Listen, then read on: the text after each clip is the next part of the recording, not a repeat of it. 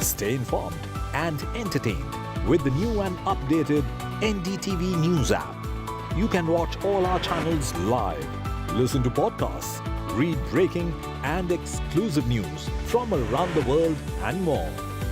Download the NDTV app today and get access to the best journalism and storytelling on your smartphone or tablet. The NDTV app. News that matters to you.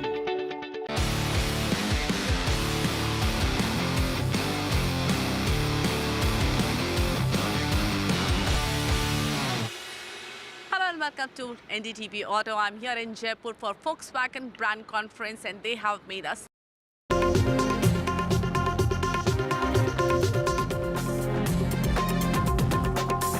Arvind Kejriwal's bail plea to be heard in Delhi's High Court at 10:30 this morning. The Aam Aadmi Party's legal wing to protest in Delhi's district courts, with the US stepping into the row, saying encourage fair as well as a legal process. It should be timely and transparent, is what the United States is saying.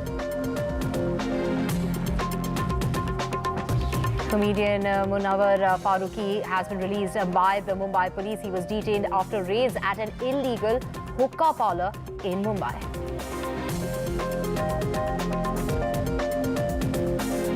Mahabharat in Mahayuti, Shinde Sena, BJP and NCP lock horns, and Sosa saying that there seems to be a disagreement over multiple seats when it comes to the BJP and the Sena. Now, Sharad Pawar will be holding a meeting today with his leaders, and when we talk about Raj Thackeray, he too will be holding a meeting. Mahagathbandhan in a tug of war that continues as far as the seat-sharing deal is concerned. The Congress and the RJD have a discord over 5 seats in the state of Bihar.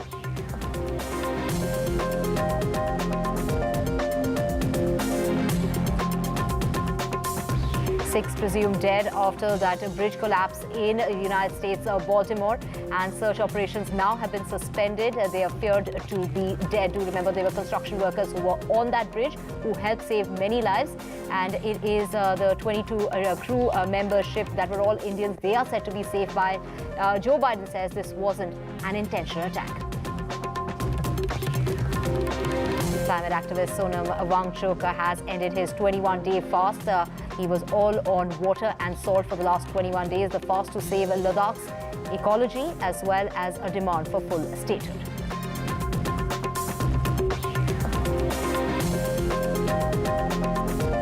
And in the IPL, Chennai beat Gujarat by 63 runs, and it's Rachin Ravindra as well as Shivam Dubey who were the star performers for Chennai Super Kings. That's another win. Quite clinical.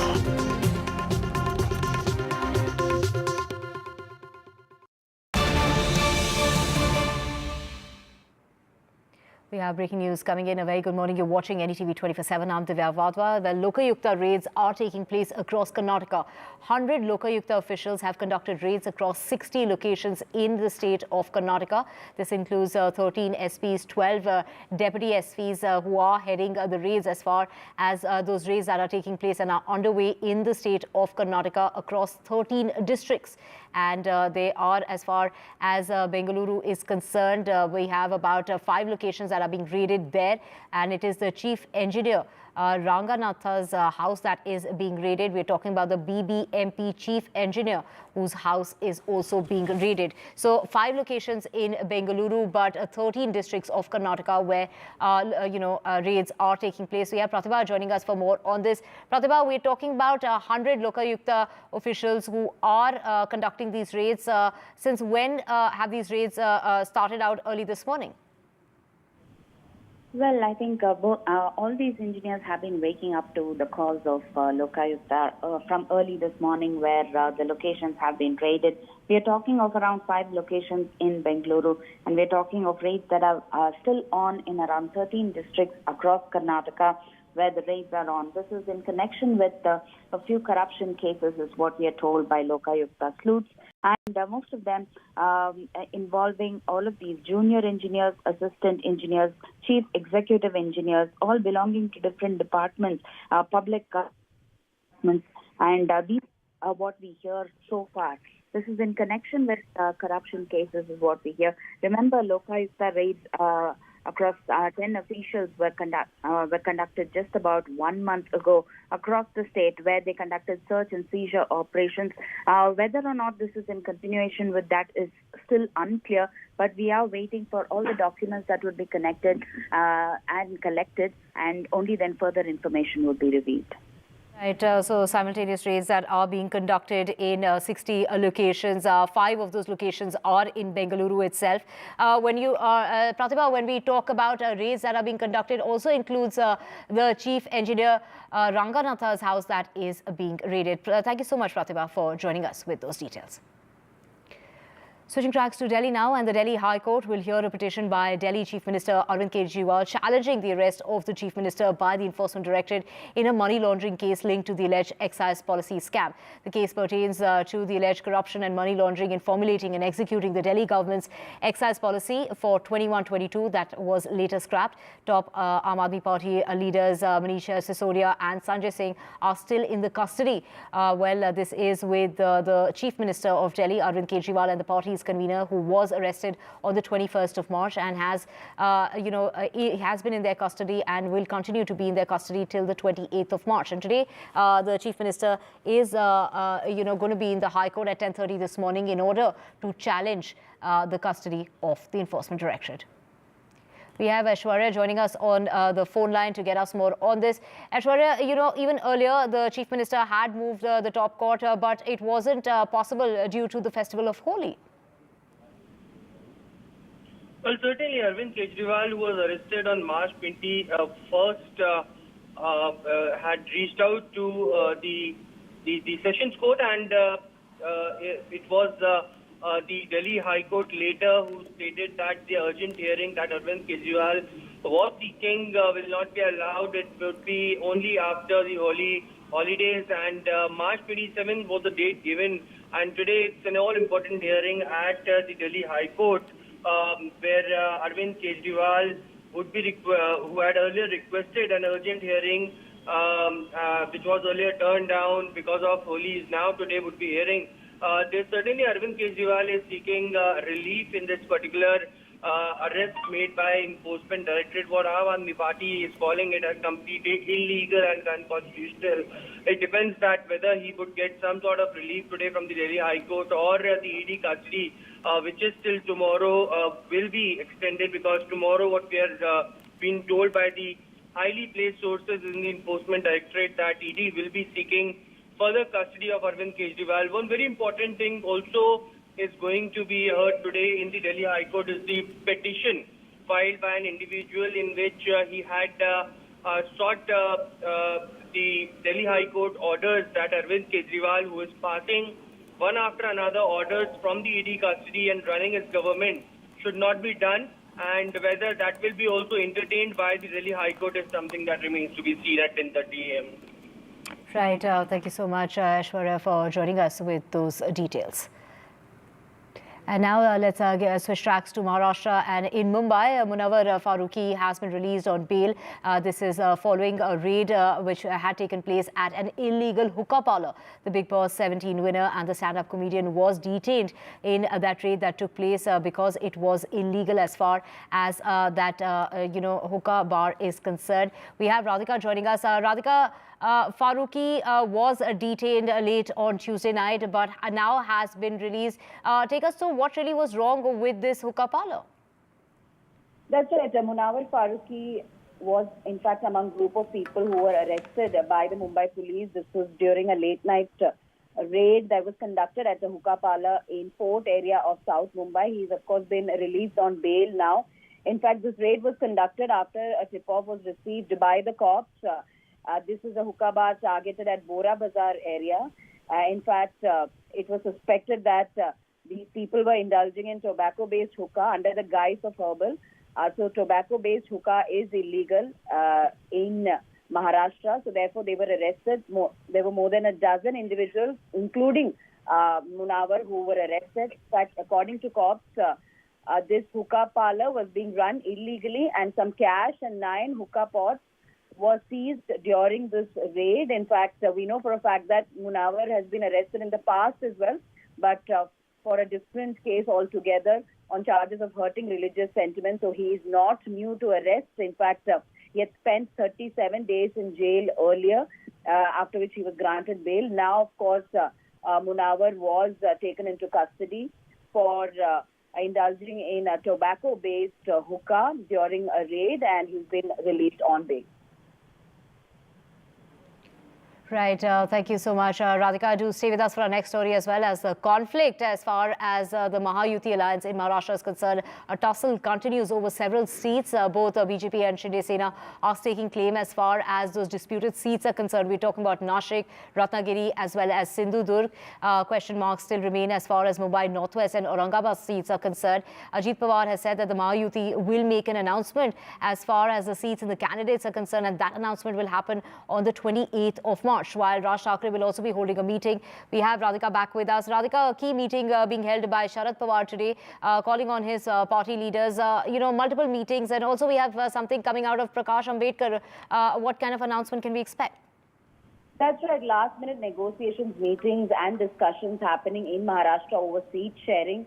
Now, both Mahayuti and MVA are in a huddle over seats. Today, there are going to be a series of meetings. Sharad Pawar will be holding a meeting with his party leaders at the NCP office over seats as well as campaign strategy. Raj Thackeray to also hold meet with his party men over alliance possibilities. Remember, Raj Thackeray had met Amit Shah, and there were multiple meetings that had taken place post that over a possible alliance with the NDA. Now, that has to be finalized. He's been asking for 3 seats. Perhaps he may get 1. But that clarity may happen perhaps by this evening. Prakash Ambedkar is also likely to hold a press conference today over his stand on MVA alliance. Remember, Prakash Ambedkar had been putting pressure on MVA. He's been offered 4 seats by the MVA. But whether he will be taking up on that offer, that also remains to be seen, or whether he'll break away from MVA. That is not clear at this point. Of course, yesterday also there were a series of meetings. Sharad Pawar had met Congress leader Balasaheb Thorat. Congress wanting more seats. There is a tussle over seats in Sangli and Bhiwandi within the MVA.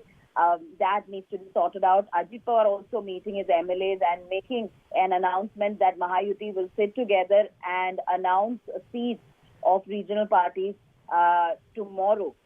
There are a lot of seats that are under dispute at this point within Mahayuti and within MVA, and therefore discussions, meetings happening to iron out the differences over these seats. And of course, VBA factor is a point of contention in MVA, and MNS factor a point of contention in Mahayuti, which also will perhaps be sorted in the hours to come. Right. Thank you so much for joining us with those details. Well, switching tracks now to Bihar, and from what we are hearing is that there is a dispute which continues to remain, and that tug of war over the seat-sharing deal between Tejasvi Yadav today is likely to meet with Mallikarjun Kharge in order to resolve that issue regarding 5 seats in the state of Bihar. Now, these 5 disputed seats include Aurangabad, Begusarai, Katihar, as well as Purnia and Siwan. Well, the Congress and the RJD leaders are likely to hold that meeting, and that's going to be taking place in order to take a final call on the constituencies, after which that formal announcement will be made from Patna, is what we are hearing. So it will be Mallikarjun Kharge as well as the Gandhis that will be attending that meeting, in which we are expecting Akhilesh Yadav to be present in order to make that final announcement. Let's go across to my colleague Manish, who's joining us to get us more on this. Manish, according to sources, the RJD to contest on 26 seats, and then the Congress would be getting about 9.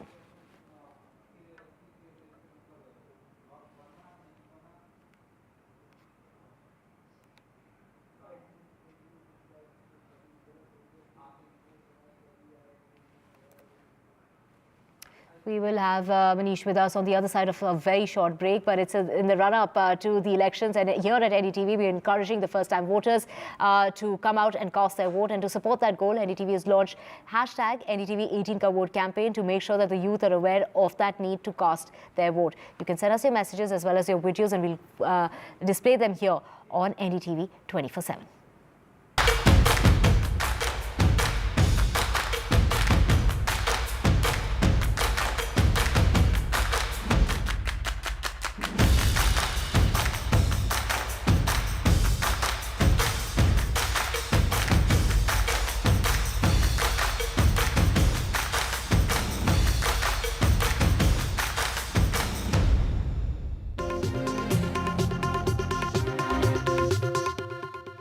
A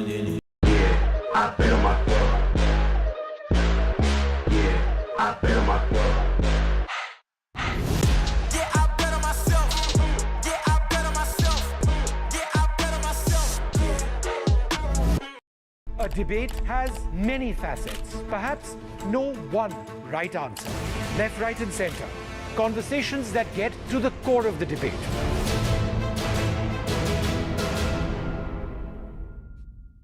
Hello and welcome to NDTV Auto. What I have with me today is real special. It is the latest EV from Audi, Q6. What's special about it is it's based on a completely new platform, PPE, Premium Platform Electric. This platform Audi has developed for their electric vehicles and it has a lot to offer.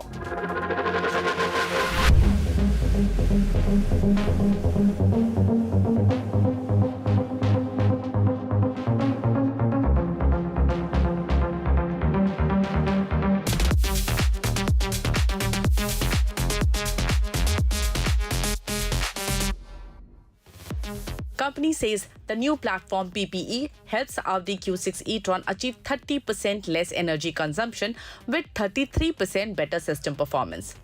With the Q6, Audi is also introducing its electronic architecture E3 1.2, which allows customers to experience digitalization directly in the vehicle, making Audi Q6 e-tron a truly tech marvel.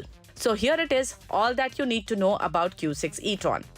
Audi Q6 e-tron is the upcoming EV from Audi's stable and is expected to come to Indian shores by the end of this year.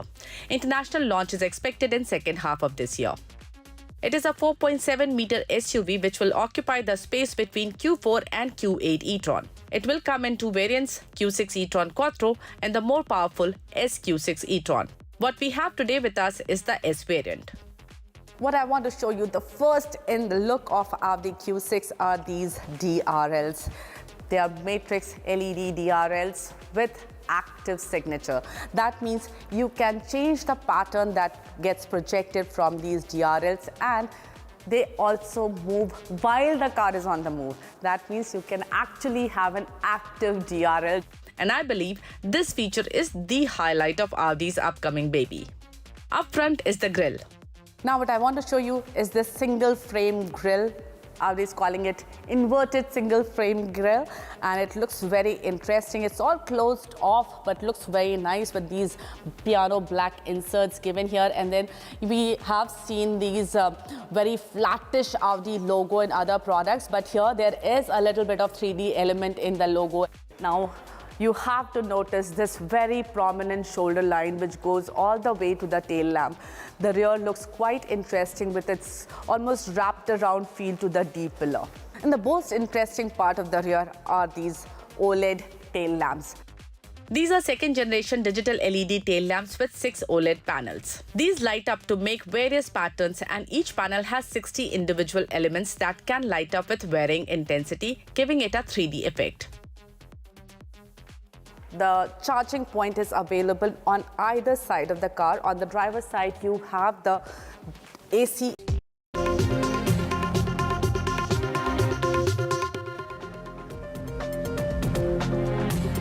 Welcome back. Let's get you the very latest now. And this is climate activist Sonam Wangchuk has ended his 21-day fast, the fast to save Ladakh's ecology, and a demand as far as...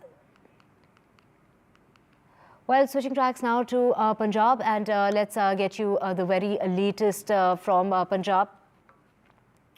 And in this, let's get you more on this when it comes to Punjab going solo, and they have in fact ended all speculations regarding the tie-up that the BJP would perhaps be having with its estranged ally when it comes to SAD. So they have gone ahead. This is the state party chief who has put out a message ending all sort of speculations of a possible tie-up. Bharatiya Janata party Punjab ਦੇ ਲੋਕ ਸਭਾ ਚੋਣ ਕੱਲੇ ਲੜਨ ਜਾ ਰਹੀ ਹੈ।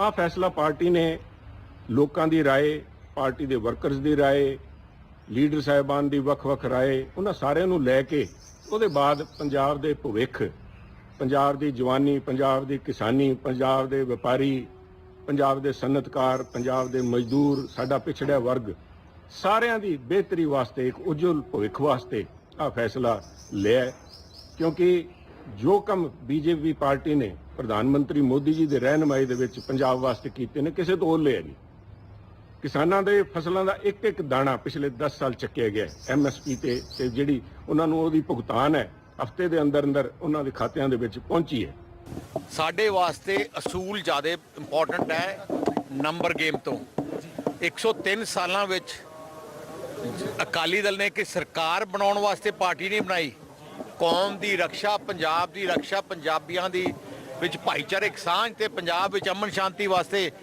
ਅਕਾਲੀ ਦਲ ਦੀ ਜ਼ਿੰਮੇਵਾਰੀ ਹੈ Well, switching tracks now when we talk about in a jolt to the Congress party, its three-time MP Ravneet Singh Bittu was joined the BJP. Mr. Bittu is the grandson of the former Punjab Chief Minister Bent Singh. This is another high-profile exit when it comes from the Congress party to the BJP. Let's listen into what Ravneet Bittu had to say and some of the reactions coming in. आज मैं ये बड़े विश्वास से कह सकता हूं जो मैंने पिछले 10 साल से चाहे प्रधानमंत्री मोदी जी हों अमित शाह जी हों बहुत ज्यादा पंजाब के लिए उनका प्यार है और बहुत कुछ करना चाह रहे हैं और करना चाहते थे लेकिन बाकी स्टेट आज कहां की कहां चली गई एक गैप पंजाब में जो एक पुल का ब्रिज का काम करने की जरूरत है किसानों को साथ लाने की वहां के मजदूरों को साथ लाने की वहां के दुकानदार इंडस्ट्रीज को साथ लाने की वो काम क्योंकि सरकार 10 साल रही आगे भी लोगों ने फैसला जो किया है वो सरकार मोदी जी की बननी है तो हम क्यों पीछे रहें सबसे बड़ी अफसोस की बात यह कि आज जब पार्टी को सबसे ज्यादा जरूरत थी मैं हैरान हूं कि साहब बेन सिंह जी जहां भी बैठे हैं वो अपने पोतरे के इस कदम पर क्या सोचते होंगे रवनीत सिंह बिट्टू जी को मैंने इतना ही कहना है बिट्टू साहब आपने ये जो कदम उठाया अपने हाथ से अपना गर्दन आपने काट ली Switching tracks to West Bengal now, and while the BJP has issued a show-cause notice to senior party leader over his comments on Chief Minister Mamata Banerjee's father, the Trinamool Congress will meet the Election Commission today over the issue. The BJP aims to cut into Mamata Banerjee's women voters bank, and it doesn't want any commentary or personal attacks on the Chief Minister as it runs a Modi Ka Parivar campaign in the wake of RJD Supremo Lalu Prasad Yadav's comments on the family of the Prime Minister. The BJP plans to focus on the Sandesh Khali, and it has made Rekha Patra a candidate with the objective making the allegations of Sandesh Khali a larger election issue. Now, Dilip Ghosh is widely credited building the party organisation in West Bengal that enabled the BJP to win 18 seats in the elections that took place last time. But he has also been known for his caustic and statements that he's made in the past. We have Saurabh Gupta joining us. Saurabh Gupta, we do know that Dilip Ghosh is known to be controversial. And again, his comments regarding the father of Mamata Banerjee saying, decide on who your father is, has again landed him into a soup.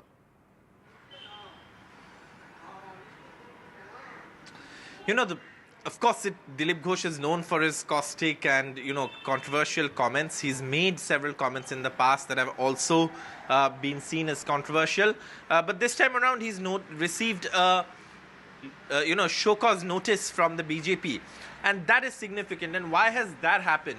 Now, that has happened simply because of the fact that this time around, the BJP, in Bengal at least, from the campaign we've seen so far, has stayed away from any personal attacks on Mamata Banerjee or anyone else. They want to make a dent into Mamata Banerjee's women voters base. And therefore, you see, they've fielded candidates like Rekha Patra to take on this aim that they have. But if someone makes a comment like that, then it does affect the overall strategy that the BJP has embarked upon, which is why this show cause notice to Dilip Ghosh. Now, today, the Trinamool Congress is also expected to move the Election Commission on Dilip Ghosh's comments. And this is likely to play out politically in the next few days as well. Right, Saurabh, thank you so much for getting us all those details. We will keep tracking the story and coming back to you for more on that. For now, we're slipping into a short break. NDTV's Yuva Conclave is back with India's biggest Yuva disruptors. Politics, culture, comedy, music, future. Yuva, Youth for Change. 28th March, 12:30 p.m. onwards, only on NDTV network.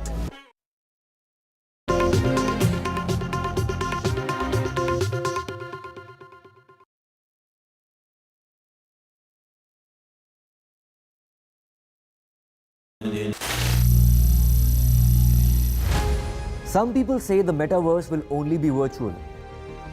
One day this lecture hall will be made of code, and driverless cars would be trapped in intersections.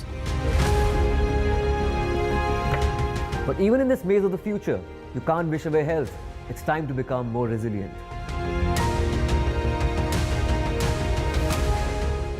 10 years of Banega Swasth India, we have grown and achieved so many milestones.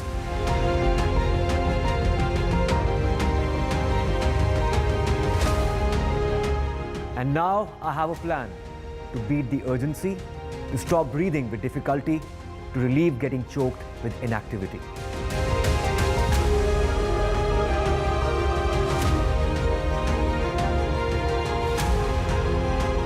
Energize our government, our environment, our society, and ourselves. Everyone, everywhere, every day.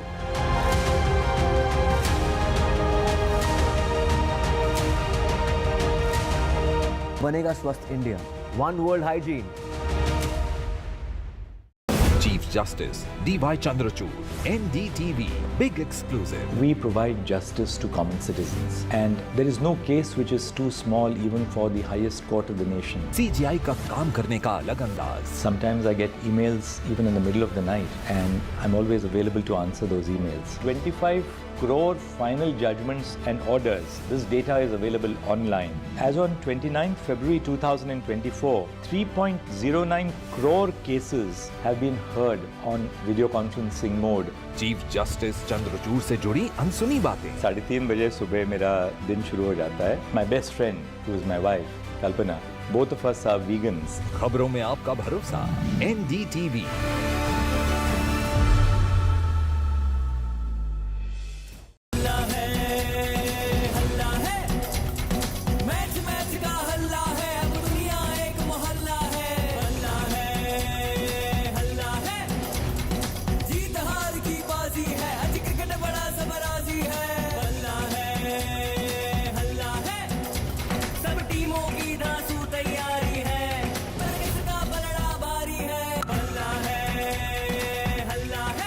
IPL का हल्ला बल्ला और सबसे शानदार coverage सिर्फ NDTV पर।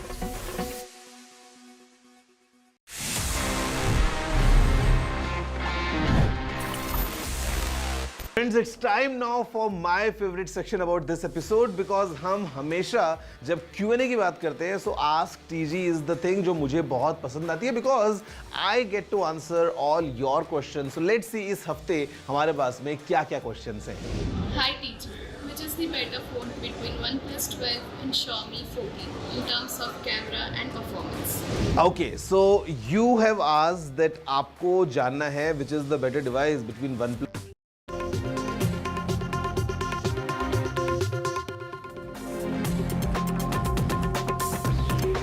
Kejriwal's bail plea to come up in the High Court today at 10:30 this morning, challenging the arrest of the Chief Minister, and the Aam Aadmi Party's legal wing will protest in Delhi's district courts. To remember, yesterday they were stopped in their tracks from carrying on their protest, and the United States has stepped into the row saying encourage a fair and transparent and legal process that needs to be timely. Comedian Munawar Farooqi has been released by the Mumbai police. He was detained after a raid that took place at an illegal hookah parlor in Mumbai. Mahabharat in Mahayuti, Shinde Sena, BJP, NCP, they are locking horns, and there seems to be a dispute over some seats, and that discussion is coming up today with the BJP and the Sena disagreement that continues over multiple seats, and it's Sharad Pawar that will be holding a party meeting today.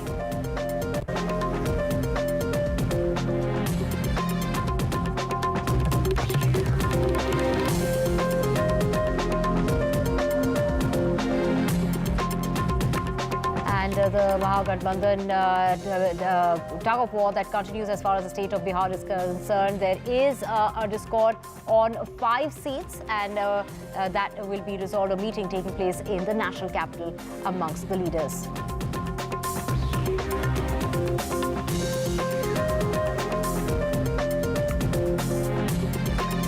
Let's get you the latest from the United States. Tragedy that took place in Baltimore when that bridge collapsed. 6 people are presumed to be dead. Search operations have now ended, and it is the United States president who's saying this wasn't an intentional attack.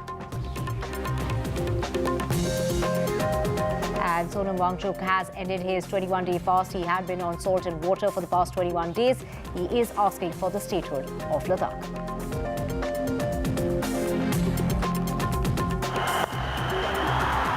And here, Chennai beat Gujarat by 63 runs in that IPL match. And it was Ravindra as well as Shivam Dube who were the star performers for Chennai Super Kings.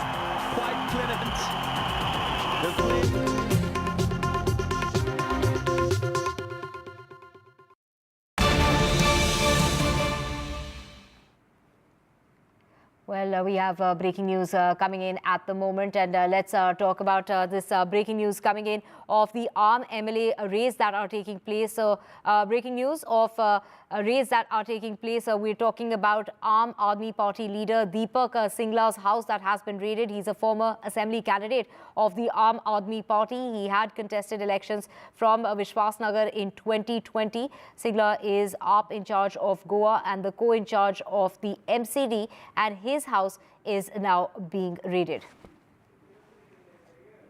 We have Aishwarya joining us to get us more on this. Aishwarya, what is this in connection with when we talk about Deepak Singla's house that is being raided? Is it in connection with the Delhi liquor scam?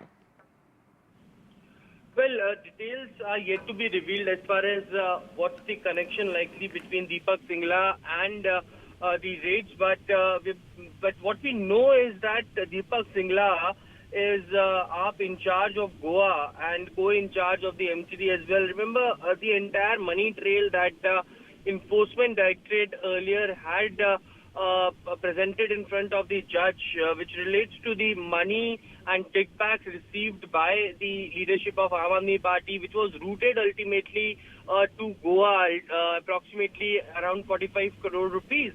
And at that point of time, Deepak Singla was Aam Aadmi Party in charge for the Goa elections as well. But Enforcement Directorate currently is raiding Aam Aadmi Party leader Deepak Singla's house, who is a former candidate, assembly candidate of Aam Aadmi Party as well. Remember, he had contested from Vishwas Nagar in 2020 as well. So he had connections with the top leaders and of the Aam Aadmi Party. Certainly, it remains to be seen that what is this connection all about, because Enforcement Directorate has not yet been revealed. But in ED, members are at the residence of Deepak Singla currently raiding, and all the mobile phones had been completely seized as of now of Deepak Singla and his family members.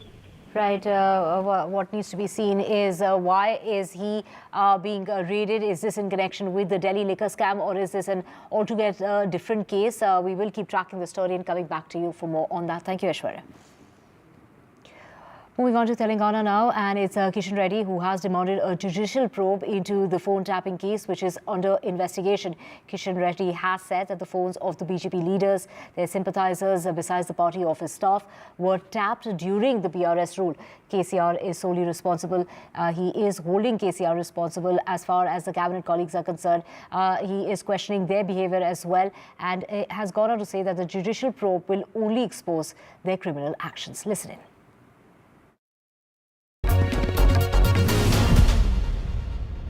Election से अगर हमारा हम bank से पैसे उठाए, वो पैसे के लिए भी फ़ोन टैपिंग करके ऑफिशियल मनी को भी ये लोग फ़ोन टैपिंग करके, जैसा इंटरनेशनल टेररिस्ट को अरेस्ट करते ऐसा फ़ोन पूरा गाड़ी को रोककर ग्लास तोड़कर पैसे उठा के ले गए लोग। इतना जोर ज़बरदस्ती इस फ़ोन टैपिंग में तेलंगाना में हुआ है। इसलिए मैं ये स्मॉल इशू नहीं है, बहुत बड़ा इशू है। बहुत बड़ा नेटवर्क, पोलियो ऑफिसर्स बहुत माफिया बन गए फ़ोन टैपिंग माफिया पुलिस वाला बनकर इस तेलंगाना में फ़ोन टैपिंग किया है। इसलिए इसमें एक जुडिशियल इंक्वायरी होना चाहिए। इतना बड़ा इश्यू है, ये छोटा इश्यू नहीं, क्योंकि आने वाले दिन में ऐसा इश्यूज नहीं होना चाहिए। इसके लिए एक जुडिशियल इंक्वायरी भी होना चाहिए, ऐसा मेरा डिमांड है। मगर जो फ़ोन टैपिंग में किया है पूरे केसीआर के संबंधित लोग हैं, पूरे फ़ोन टैपिंग किया है रिटायर्ड ऑफिसर्स है, उनको एक्सटेंशन किया है, नहीं तो स्पेशल ऑफिसर थे, रिकॉन्स्टिट्यूट करके इनके द्वारा ये नेटवर्क चलाया। ये प्राइवेट केसीआर का, ये प्राइवेट माफिया का जैसा बिहार सरकार ने फ़ोन टैपिंग किया है। इसमें हाई लेवल इंक्वायरी होना चाहिए।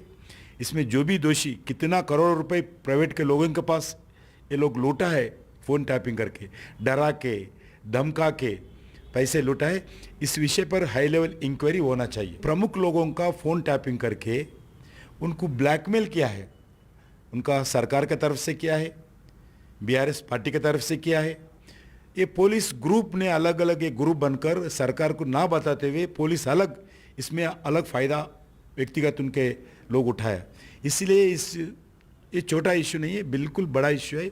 इस पे पर हाई लेवल इंक्वायरी होना चाहिए। ये इक्विपमेंट भी पूरे लोग छुपा के रख दिया है, जो फ़ोन से बातचीत किया उसको भी छुपा के रख दिया है। इसलिए ये बहुत बड़ा इश्यू है। फ़ोन टैपिंग करने के लिए स्टेट गवर्नमेंट्स को अधिकार रहते हैं, इसके लिए कुछ नियम है, नाम्स है। ओनली टेररिस्ट विषयों पर, नेशनल सिक्योरिटी के विषय पर, एंटी नेशनल के विषय पर ये फ़ोन टैपिंग कर सकते हैं। जो मन माने, उनके मन माने जो चाहिए उनको फ़ोन टैपिंग करना, उनको ब्लैकमेल करना, उनसे पैसे वसूल करना, ये अलग अलग प्रांतों में एक माफिया रहते थे। ऐसा पुलिस खुद माफिया बनकर तेलंगाना में एक माहौल पैदा किया है। ये एक टेररिस्ट के जैसा, ये खुद पुलिस जो रिटायर्ड ऑफिसर्स को जो नया नियुक्त किया केसीआर, उनका एक नया एक माफिया का जैसा, पुलिस माफिया का जैसा ये लोग व्यवहार किया है। And Union Minister Sarbananda Sonowal was among the 11 contestants who filed their nomination papers on Tuesday for the first phase of parliamentary polls to 5 constituencies on the 19th of next month, filing his nomination for the BJP candidate for the Dibrugarh seat. And speaking to NDTV, Sonowal says that Congress is no more in the heart of the people. Listen in. Talking about Assam as a state, 14 seats in all, the Congress too has done some rejig of its candidates. Will it be a tough contest for the BJP? Of course, like oppositions, they are fielding their candidates, but the question, Congress is no more in the heart of the people of Assam. Not only in the people of Assam, but also in the heart of the people of India, because they are already been rejected by the people because of their misdeed, whatever crime they have committed in the last 60 years, because whatever they have committed the corrupt practices and all others illegal activities. And because of this, country had to be always in the back foot. But now, whatever exemplary transformation brought by Honorable Prime Minister Narendra Modi just in the small, span of time, that is 10 years. So that's proved the quality of government, quality of governance, quality of, the policy program, implementation. So quality of living in the country. So that's why this is the transformation Honorable Prime Minister has brought. And on the other hand, Congress has created a dark chapter in the Indian politics because of their corrupt rule and communal rule and all divide and rule politics. So that's the way the people have now judged the whole development, and that is why this time I don't see any ground in the country of Congress, existence. Mr. Sonowal, what about Citizenship Amendment Act? It has been notified, and will that be really an issue in Assam this time? It is not going to impact the indigenous people of Assam. They are all well guarded and protected. Okay. What about the Prime Minister? When is he expected to campaign in your constituency, and other high-profile visits that you are expecting? Now, of course, the program will be sorted out within a short span of time. Today, I have filed my nominations, And I believe whatever, like in consultation with the national, party, the state party will sort out the, program list accordingly. It will be listed in constituency-wise. All right, Sarbanan Sonowal there, contesting from Dibrugarh in Assam. Wishing you all the best, sir. Thank you so much. Right, Sonowal there talking to Maurya. We will get you all the very latest on the other side of a very short break.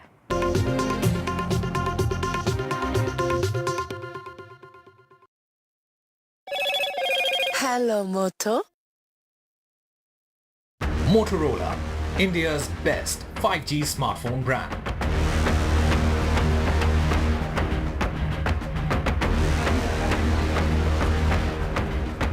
The bail plea to be heard in Delhi's High Court today at 10:30, and the Aam Aadmi Party's legal wing to protest in Delhi's district courts, with the United States stepping up into that row, saying that they need to encourage a fair, transparent and legal process that needs to be timely. Comedian Munawar Farooqi has been released by the Mumbai police. He was detained after a raid that took place at an illegal hookah parlor in Mumbai. Mahabharat in Mayuti, Shinde Sena and the BJP, while the NCP, they continue to lock horns, and sources are saying that the BJP and the Sena disagreements continue as far as multiple seats are concerned, and Sharad Pawar will be holding a meeting with party leaders today. And climate activist Sonam Wangchuk has ended his 21-day fast on only water and salt. The fast was to save Ladakh's ecology and is demanding full statehood.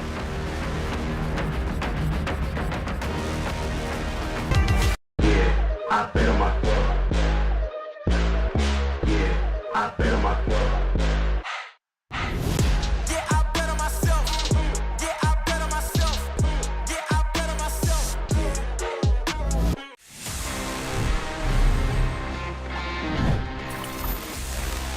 So friends, next I have is this shiny new device coming straight from the Realme factory. This is the all-new Realme Narzo 70 Pro 5G. और मैं shiny क्यों बोल रहा हूँ? Because see, of course it's shiny. मतलब the way it looks, even the frame is very shiny. At the same time, this phone really shines bright जब हम इसके features को देखते हैं. Because यहाँ पे काफी interesting चीजें Realme has packed. What we have is a Sony IMX 890 sensor के साथ आने वाला 50 megapixels वाला primary camera that has OIS. At the same time, inside the phone is really packed with features. In fact, हम यहाँ पे अभी इस फोन में gestures से इसको control कर सकते हैं, because this has got something that Realme calls air gestures. So अगर आप देखो इसको and have a closer look about how this Realme Narzo 70 Pro really is, I would say a very interesting mid-range smartphone coming straight from Realme. Finally, the wait is over. Realme's latest hotshot, the Narzo 70 Pro 5G, finally India में launch हो गया है. This phone is packed with amazing features that will make you go wow. इस phone में है एक rainwater smart touch feature. This means no more tensions about phone usage in a light drizzle. The powerful MediaTek Dimensity chipset lets you game, multitask and do everything else at lightning speed. The 5000 mAh battery and SuperVOOC fast charging will get you back in action in no time. The phone's horizon glass design gives it a super premium head-turning look. Realme has kept it affordable. Narzo 70 Pro 5G starts at just Rs 18,999. You can grab it in stylish glass green and glass gold colors from March 22nd on Amazon and the Realme website. With its awesome display, camera and overall performance, the Realme Narzo 70 Pro 5G is a total paisa vasool deal. If you're looking for a smartphone that's powerful, stylish and affordable, this is it.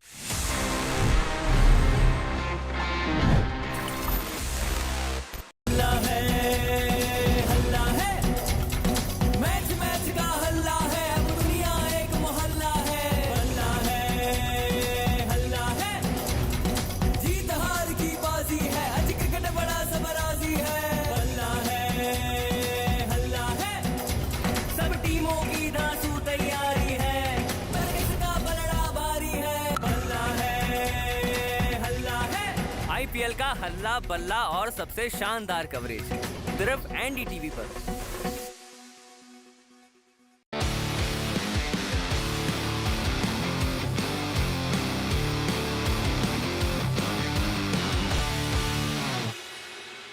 welcome to NDTV Auto. I'm here in Jaipur for Volkswagen brand conference and they have made a slew of announcements here.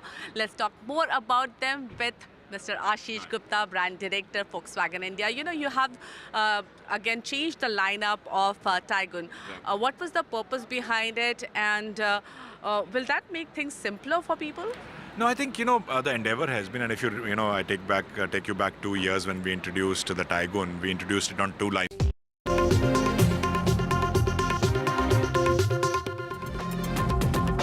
Welcome back. Getting you news from Chennai. And incumbent Central Chennai MP Dayanidhi would be filing his nomination today. He has been an MP 3 times. He's facing AIA-DMK ally. This is DMDK's Partha Sarathi, as well as BJP's youth wing leader. We're talking about Vinod Selvam, a young lawyer that he will be up against. We have my colleague Sam joining us. Sam, the cousin of Tamil Nadu's Chief Minister, 57-year-old Dayanidhi, had won from Chennai Central constituency in 2004, 2009 and in 2019, and now is seeking a 4th term. That's right, Divya. He's trying for a 4th term from the Chennai Central constituency, which was earlier represented by his father, late Murasali Maran. And this time, the ruling DMK has managed to retain its 2019 alliance, which swept the poll. It's hoping to repeat that kind of a performance this time. The DMK has largely taken up the issue of what it calls the BJP's onslaught against federalism and financial discrimination against southern states. That's the key focus by the DMK, and they hope it will work this time. On the other hand, you have AIA-DMK ally DMDK's Partha Sarathi, again fighting from Central Chennai constituency. He is a former MLA, and the AIA-DMK looks at this particular election as a referendum on the ruling DMK's government in the state over the last few years. This is the first election for the AIA-DMK after it parted ways with the BJP, and the first election under the singular leadership of Edappadi Palliswamy. For DMDK, which in a sense went on a dormant mode for quite some time, the death of its founder, actor Vijay Gandhi, and the kind of revival they saw among the cadre, they look at this as a kind of an opportunity for them to revive their party, and they hope they'll be able to make a splash and win some seats this time. From the BJP, they have fielded their firebrand youth wing leader, Vinod P. Selvam, who unsuccessfully contested in the assembly elections earlier. And the BJP does not have any major allies except the PMK, which has some strong presence in the northern part of Tamil Nadu. And they are taking on the ruling DMK on the issue of corruption and family politics. And they hope that the Prime Minister's frequent visits to Tamil Nadu and the impact by their state leader, Annamalai, through his Padayatra over the last 7 months could actually help them to win these seats. So it's technically a 4-cornered contest, but the key fight could be between the DMK's Dayanidhi Maran and the DMDK's Partha Sarathi Divya. Right, Sam, thank you so much for getting us all those details. Moving on now to the tragic news coming in from the United States regarding the collapse that took place in Baltimore. Now, the Coast Guard has ended the search and rescue operations for the 6 people who were on the Francis Scott Key Bridge in Baltimore when it collapsed. The governor there has said that it was a heartbreaking conclusion after the Coast Guard ended the operations there for the 6 people who were on the bridge when it collapsed. The collapse occurred after a massive container ship lost power early on Tuesday and crashed into the bridge, sending people and vehicles into the river. Maryland's governor said ahead of the collision it was the Mayday call that helped save lives. And so this evening at about 7:30, we are going to suspend the active search and rescue efforts. Coast Guard's not going away. None of our partners are going away, but we're just going to transition to a different phase. And U.S. President Joe Biden has said that this wasn't an intentional attack, ruling out the act of terror. Everything so far indicates that this was a terrible accident. At this time, we have no other indication, no other reason to believe there's any intentional act here. Personnel on board the ship were able to alert the Maryland Department of Transportation that they had lost control of their vessel, as you all know and reported. As a result, local authorities were able to close the bridge to traffic, before the bridge was struck, which undoubtedly saved lives. Now, the Indian Embassy in the United States has put out a tweet saying that our heartfelt condolence to all affected by the unfortunate accident at the Francis Scott Key Bridge in Baltimore. For any Indian citizens that may be affected or require assistance, the Embassy of India has created a dedicated hotline. Please reach us on +1 202 717 1996 is the message that the Indian Embassy in the United States has put out on X. Well, we have my colleague Namrata Baraj joining us from New York. Namrata, not too far from New York is Baltimore, where the rescue operations have ended, with the governor calling it a heartbreaking conclusion, as the 6 people who were missing are now presumed to be dead. Were they all construction workers?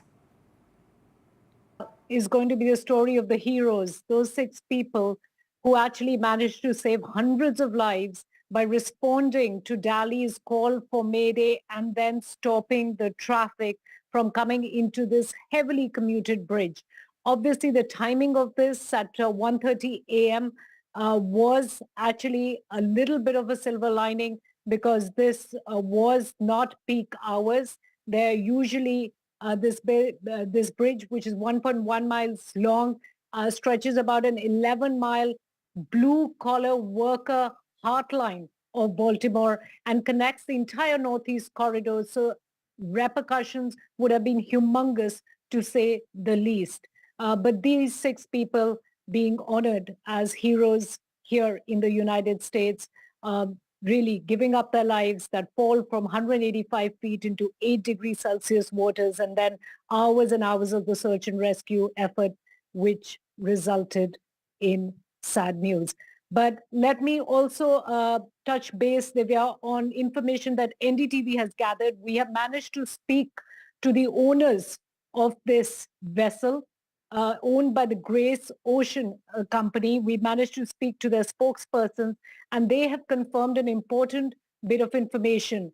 Now, we have extensively reported that all 22 crew members who are Indian are safe.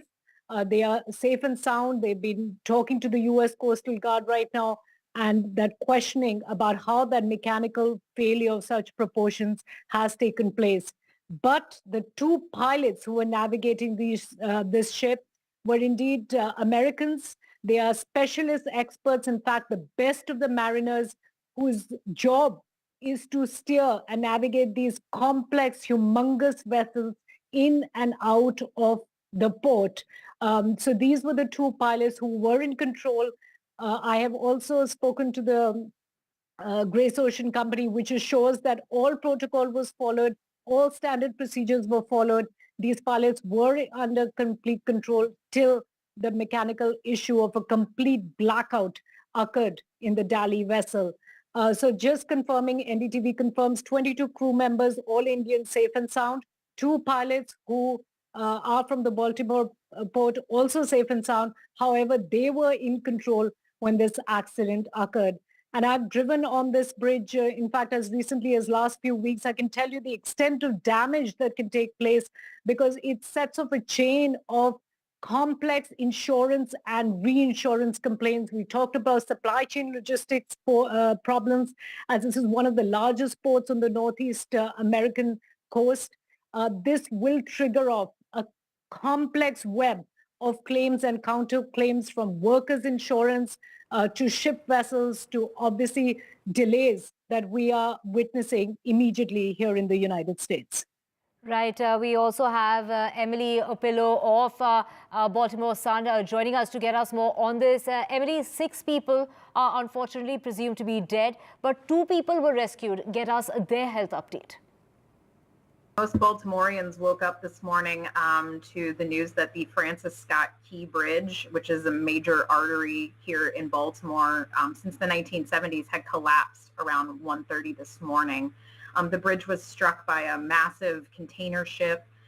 The impact was very loud. It could be heard from the shores on either side of the Patapsco River, which is the waterway that feeds Baltimore's harbor. And the first crews on the scene pulled 2 people from the harbor, one who walked away without injury and refused any kind of medical treatment. and another who was taken to an area hospital with very serious injuries, were how they were described. And then throughout the day, Tuesday, rescue crews searched the waters around the collapse site in search of about 6 more people who they believed to be missing. Those people are believed to be employees of a construction company that was working on the span when it collapsed. They were doing concrete work. And as of around 6 p.m. this evening, an official with Bronner Builders, that's the company that employed those men, said they are now presumed dead. So we have switched to a recovery mission at this point. The ship that hit the bridge is known as the Dali. It's registered in Singapore. All 22. Well, Emily, all 22 crew members were Indian, but 2 local pilots were on board to navigate. Tell us more about the crew. The ship that hit the bridge is known as the Dali. It's registered in Singapore. All 22 of the Dali's crew are Indian. Authorities said that crew, as well as 2 local pilots who were on board the ship to help guide it in and out of the harbor, have been accounted for. There are no reports of injuries on the ship at this time. And we interviewed some local residents today who spent the weekend with some of those crew members, actually, while they were docked in Baltimore. A local church ministry meets with crew members on a lot of these large ships and helps them get around town. And they took the members shopping to Walmart. And they were stocking up, is what those officials said, for a long trip that the crew had ahead. The ship is headed to Sri Lanka next, or was to be headed to Sri Lanka, which is a 28-day voyage from Baltimore. Right. Thank you so much, Emily, for joining us with the very latest. Moving on, the US must show Julian Assange has a freedom of speech and protection when it comes to not receiving the death penalty before he's extradited, is what the UK judge has ruled. The UK High Court said the WikiLeaks founder could be allowed to launch a new appeal against being sent to the United States without those commitments. The United States authorities have said that Assange endangered lives by publishing thousands of classified documents. His lawyers have argued that the case is a form of state retaliation, and the court has adjourned its final decision on the extradition by 3 weeks to give the United States government time to comply with its order. Now, shares in Donald Trump's media company soared as the firm made its formal debut on the stock market. The shares have surged past $70 in early trade, giving the firm a market value of more than $9 billion.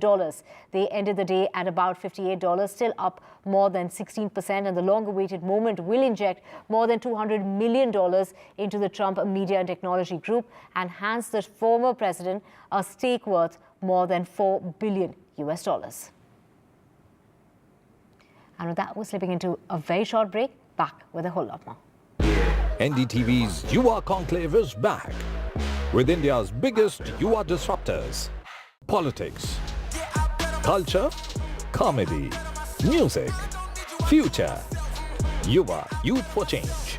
28th March, 12:30 p.m. onwards, only on NDTV network.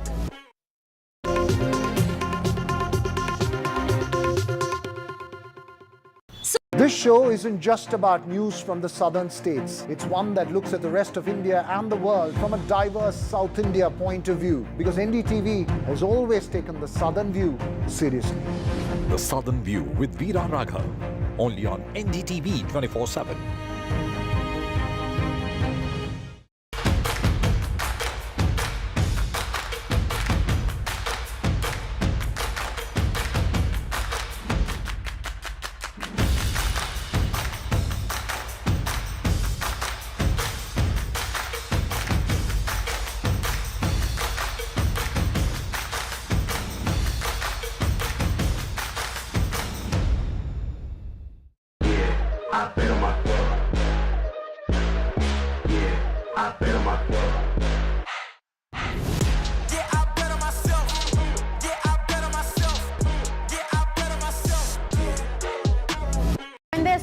Talking but very little being said, too many voices but hardly any being heard. You turn to a show that puts you front and center, a show that headlines the stories of the people, by the people, for the people. Hello and and welcome to NDTV Auto. What I have with me today is real special. It is the latest EV from Audi, Q6. What's special about it is it's based on a completely new platform, PPE, Premium Platform Electric. This platform Audi has developed for their electric vehicles, and it has a lot to offer.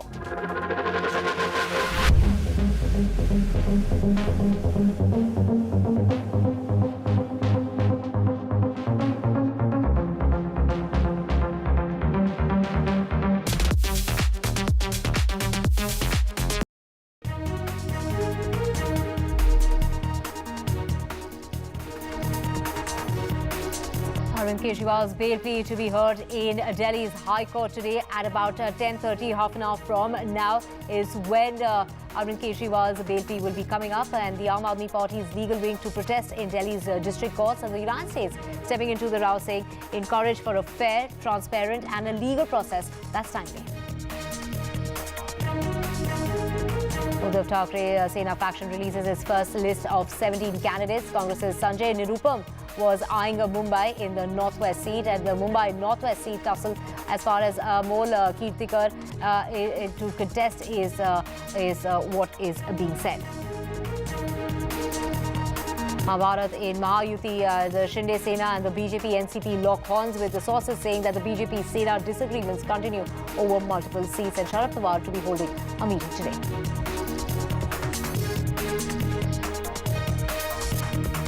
And tug of war as far as Bihar is concerned over that Mahagathbandhan. The seat-sharing deal hasn't been finalized. The Congress RJD continue to dispute over 5 seats in Bihar, but a crucial meeting coming up in the national capital that will be chaired by Mallikarjun Kharge.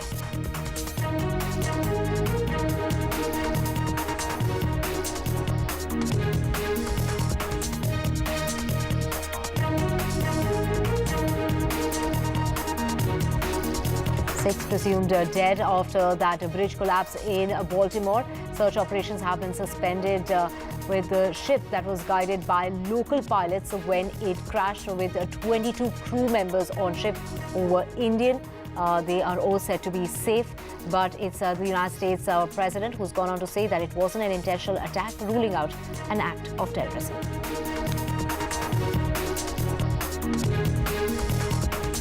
Climate activist Sonam Wangchuk has ended his 21-day fast on only water and salt, fasting in order to save the ecology of Ladakh and also demanding full statehood. Chennai beat Gujarat by 63 runs. Rachin Ravindra as well as Shivam Dubey were the star performers when it comes to Chennai Super Kings.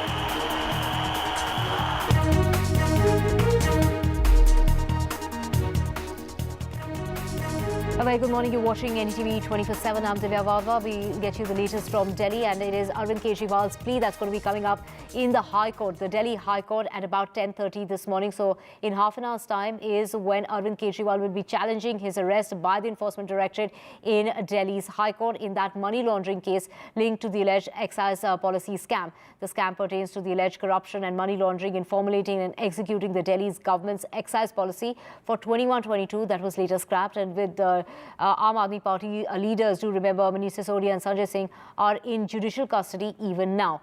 The Aam Aadmi Party national convener was arrested on the 21st of this month and will continue to remain in remand of the Enforcement Directorate till the 28th of March. But he is moving the High Court today in order for, challenging the arrest of the Chief Minister. Aishwarya joining us to get us more on this. Aishwarya, in half an hour's time, we can expect the High Court to be taking up that bail plea of Arvind Kejriwal. Last week he had also tried to get, the court to listen to his plea, but they were shut on account of the festival of Holi.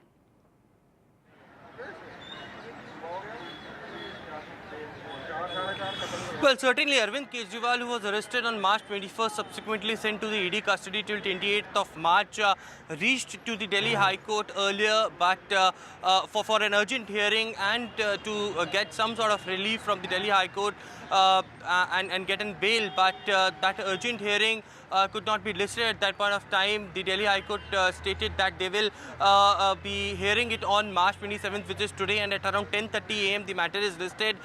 It would be Arvind Kejriwal who had been seeking a bail from the Enforcement Directorate, calling it this arrest as illegal and unconstitutional. Clearly, it is Delhi High Court which will be pronouncing the order and will be hearing both the sides. As far as the Aam Aadmi Party is concerned, Aam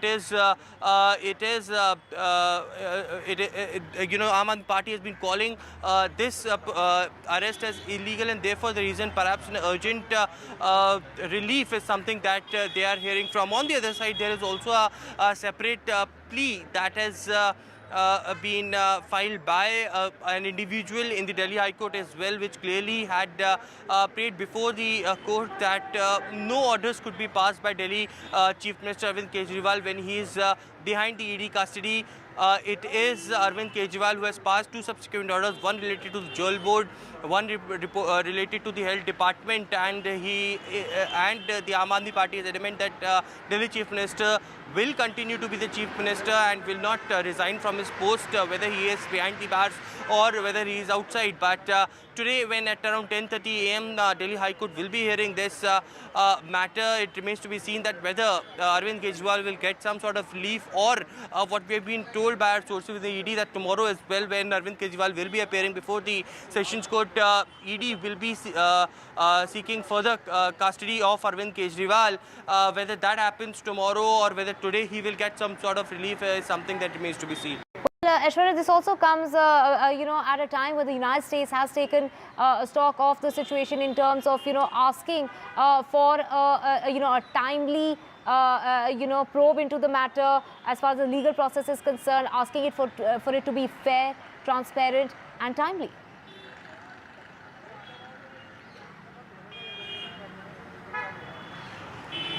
Well, certainly, it's all about the time-bound manner, because what we have seen in such cases is whenever there is a PMLA case imposed on any individual, bail is something that is very difficult to get in such cases, and therefore the reason perhaps in a time-bound manner the case should be dealt with is something that has also been stated in the plea. On the other side, today what we are hearing is that in different courts across the Delhi, Aam Aadmi Party legal cell is going to protest, to which also there is an update that that lawyers have filed a plea at 12:30 p.m. at Delhi High Court. That particular plea will also be heard by the Delhi High Court, in which they have challenged that within the court premises no protest can take place, and therefore the reason it is a Supreme Court orders violation within the premises, no one can protest. That will be also heard. So certainly it's a political showdown on one side, Arvind Kejriwal fighting the legal battle. Whether from that as well he would get some sort of relief or not is something that remains to be seen within few hours from now. The Aam Aadmi Party legal wing to protest in Delhi's district courts is what is being said, of course, with no permission given. And do remember that yesterday's protest was also stopped in its tracks, with the Aam Aadmi Party leaders wanting to carry on a march towards the Prime Minister's residence. They were whisked away and taken away in buses while the BJP continued its protest. Now, staying with news from the Aam Aadmi Party and, of course, also the Enforcement Directorate. The Enforcement Directorate now has raided Aam Aadmi Party leader's house, and we're talking about Deepak Singhala's house that was raided. He is a former assembly candidate of the Aam Aadmi Party who had contested elections from the Vishwasnagar area in 2020. Singhla is Aam Aadmi Party in charge of Goa and also the co-in charge of the MCD, and his house has been raided. So we have, the Aam Aadmi Party again. We have Ishika joining us to get us more on this. Ishika, what is this in connection with? Is this related to the case of Arvind Kejriwal, that is a Delhi liquor policy scam, or is this in a totally different case altogether? Well, Divya, confirmation as to which, in which case ED is raiding the premises of Deepak Singhla, well, that information is yet awaited, from the Enforcement Directorate. But certainly, as you rightly pointed out, the ED team are in fact at the Deepak Singhla's residence here in Madhu Vihar. And in fact, let me tell you that Deepak Singla, who in fact had fought the Vidhan Sabha elections in 2020 from the Aam Aadmi Party ticket from Vishwas Nagar, he continues to be the MCD's in charge of the Aam Aadmi Party, and also the Aam Aadmi Party in charge in Goa as well. And certainly, we did hear ED in the court saying that, they have already in fact established the Hawala connection of, of the money trail that were used in the Goa elections of the alleged liquor policy scam.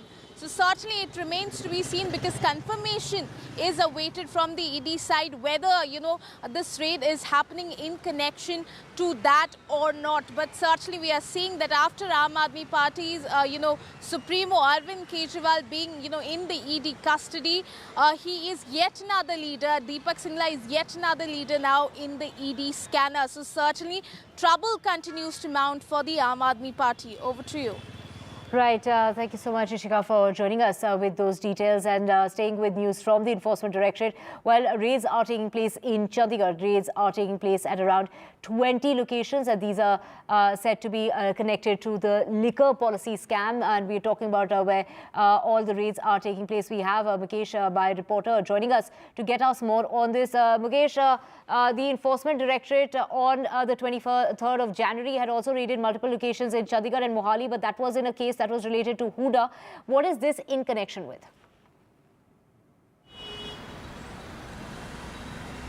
टीमें हैं वो चंडीगढ़ और पंजाब में करीब 20 location पर red कर रही हैं। जो पंजाब के एक्साइज कमिश्नर हैं उनके घर पर, उनके जो दफ्तर है वहाँ पर भी रेड जारी है। करीब 24 ऐसे लोग हैं जिनके ठिकानों पर ईडी की रेड चल रही है। और अब तक की जानकारी के मुताबिक ये जो रेड है इसका कनेक्शन जो दिल्ली सरकार की जो शराब पॉलिसी है, लिकर पॉलिसी है, उसको लेकर ये रेड हो सकती है, क्योंकि जो पंजाब के एक्साइज कमिश्नर हैं उनके घर पर भी रेड की जा रही है। तो ईडी की पंजाब और चंडीगढ़ में ये बहुत बड़ी कार्रवाई है, जिसमें करीब 20 से ज़्यादा लोकेशन पर ईडी की टीमें आज सुबह से छापेमारी कर रही हैं। हालांकि अब तक ये कंफर्म नहीं है कि ये रेड किस केस को लेकर है, लेकिन जो ईडी सोर्सेज के हवाले से जानकारी मिली है कि ये रेड जो है ये दिल्ली सरकार की लिकर पॉलिसी को लेकर हो सकती है, क्योंकि जो पॉलिसी बनी थी उसमें पंजाब के कई बड़े शराब कारोबारी थे जो कि लिकर पॉलिसी को बनवाने में शामिल थे और वो दिल्ली में शराब के धंधे में शामिल थे। तो अब तक की जानकारी के मुताबिक इस रेड का कनेक्शन जो है दिल्ली सरकार की लिकर पॉलिसी से हो सकता है। पंजाब में कई बड़े शराब कारोबारियों और जो बिचौलिए हैं और जो एक्साइज कमिश्नर है पंजाब के, उनके ठिकानों पर ये रेड चल रही है। और अब तक रेड में क्या कुछ मिला है ये साफ नहीं है, लेकिन आज सुबह से ईडी की 20 से ज़्यादा टीमें अलग अलग जगहों पर, जिसमें चंडीगढ़ है, पंजाब है, वहाँ पर अलग अलग ठिकानों पर रेड कर रही हैं। और कुछ देर में इसके डिटेल और शायद ईडी शेयर कर पाएगी, लेकिन फिलहाल ये छापेमारी जारी है। और कहा जा रहा है कि दिल्ली सरकार की लिकर पॉलिसी को लेकर ये छापेमारी पंजाब और चंडीगढ़ में 20 से ज़्यादा लोकेशन पर हो रही है। Right. Thank you so much for joining us with those details. We will keep tracking that story and coming back to you for more on that. Switching tracks now to Maharashtra and getting you the latest from there. It is the Uddhav Thackeray Sena that's released its first list of 16 candidates. We have Anil Desai to contest from Mumbai South Central and Mumbai Northwest seat. There was a tussle, but it's gone to Amol Kirtikar. He will be contesting on that seat. Do remember it was Congress Sanjay Nirupam who was eyeing that very seat, but now it has been given to Amol Kirtikar. We also have NCP Sena both eyeing the Mumbai Northeast seat, and that has now gone to Sena. So that is the list that's come out by the Uddhav faction. So some sort of announcement coming about. Do remember that we have Radhika joining us to get us more on this. Radhika, take us through, that list of 16 candidates that has been named by the Uddhav faction.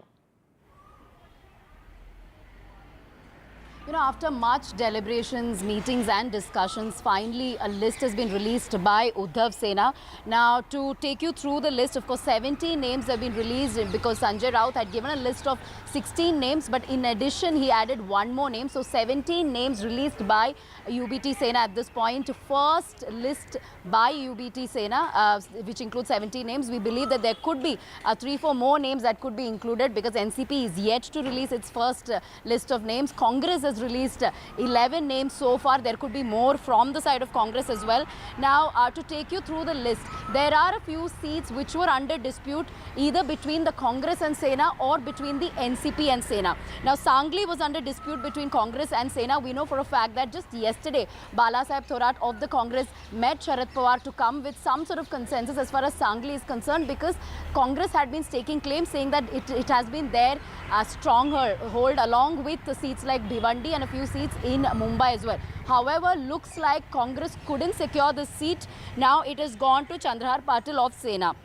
Now, Mumbai Northwest was also under dispute between Congress and Sena, but now it has been taken by Amol Kirtikar. Amol Kirtikar, we know for a fact, just this morning we broke the story, he's been summoned by ED in connection with Khichdi scam. Now, he's also been fielded by Sena. Mumbai Northeast, in fact, was also under dispute between NCP and Sena. Now, that has also been taken by Sena's Sanjay Patil. So, 4 seats in Mumbai has been announced by Sena. Remember, there was a tug of war between Congress and Sena over several seats in Mumbai itself, but 4 of 6 seats going to Sena. Now, existing MPs have also been retained by UBT Sena, which includes Rajan Vichare from Thane, Arvind Sawant from South Bombay, Vinayak Raut from Sindhudurg, Nimbalkar from Dharashiv. So, these are existing MPs who've been once again retained by the party. Now to take you through the names within Mumbai, the 4 names that I've been talking about. Sanjay Patil from Mumbai Northeast, which was under dispute. Mumbai South, Arvind Sawant was under dispute for quite some time, but Uddhav Thackeray did, announce his name a few weeks back. It was quite predictable. Now Mumbai Northwest, Amol Kirtikar, as I mentioned, that was also under dispute between Congress and Sena. Mumbai South Central, Anil Desai. Now there are a few MPs, leaders, MPs who had lost in the last elections, who were also been given ticket. Chandrakant Khaire had lost in Aurangabad, but has been given ticket. Anand Gite from Raigad was defeated by Sunil Tatkare. In fact, he will once again be contesting against Sunil Tatkare. In fact, Tatkare's name was announced by Ajit Pawar of Mahayuti faction yesterday. And Shirdi ex-MP has also been given a ticket. So yes, all in all, some of the names are obviously expected. But as far as the disputes within MVA is concerned, in many of these seats, Congress had been vying hard, but looks like most of it has gone to Sena. How the Congress reacts to it, that remains to be seen. In most likelihood, it may have been done after possible agreements among all the allies. But now, of course, the NCP list to be out, and the remaining list of the Congress is also awaited. Sena may release a few more names in the next few days. Right. Stay with us, Radhika, as Nitin Gadkari has filed his nomination, and this is from the Nagpur seat. He was seen performing a puja before filing his nomination. And we also saw Devendra Fadnavis and Praful Patel there in the presence marking that occasion while, Nitin Gadkari was filing his nomination. Radhika, just, take us through the significance of that seat. Well, Nitin Gadkari, the BJP heavyweight, will be contesting from Nagpur once again. Of course, he is one of the high-profile candidates as far as Maharashtra is concerned. This is obviously Nagpur is his bastion from where he is contesting, and he will be contesting against Congress's Vikas Thackeray. And as being said, this is a reluctant Nagpur West legislator of the Congress, Vikas Thackeray, who will be contesting against Nitin Gadkari. Now, he's filed the nomination now. As far as the elections for first phase is concerned, it will start on April 19. Maharashtra elections 5-phased, starting on April 19. Nagpur will go to polls on April 19, along with 4 other constituencies. The heavyweight of BJP, Nitin Gadkari, filing his nominations. He was obviously accompanied by several other leaders of Mahayuti as well. In fact, just a few days back, in his speech, he had said that he will win by a record margin of 5 lakh votes. That is something he said. And also speaking about the development work he has done for Nagpur over the last few years. So, high-profile seat, of course, Nitin Gadkari filing his nomination from Nagpur. Right, Radhika, thank you so much. Puja ceremony also performed just before he filed for those nominations that we saw Praful Patel in, as well as Devendra Fadnavis in while he was filing for his nomination. Now, the countdown to the biggest festival in the world's largest democracy has started, and everyone's preparing for the national elections. And India's future is its youth, and that's why we are encouraging the first-time voters to come out and cast their vote. And we have launched the hashtag NDTV 18 Ka Vote campaign in order to make the youth aware of their need to vote. So you can send us your videos as well as your messages on hashtag NDTV 18 Ka Vote, and we'll showcase them here on NDTV 24/7.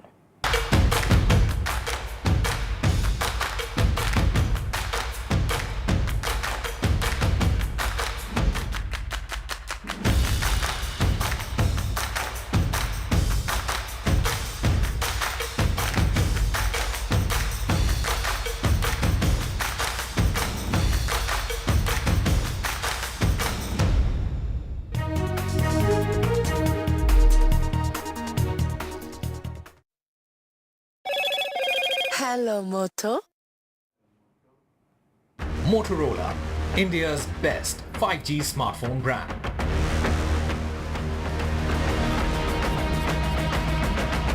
Arvind Kejriwal's bail plea coming up in the High Court in minutes from now, with the Aam Aadmi Party legal wing to protest in Delhi's district courts, while the United States has stepped into the row, encouraging a fair or transparent and a legal process that's timely, is what the United States is saying in regard to Arvind Kejriwal's case.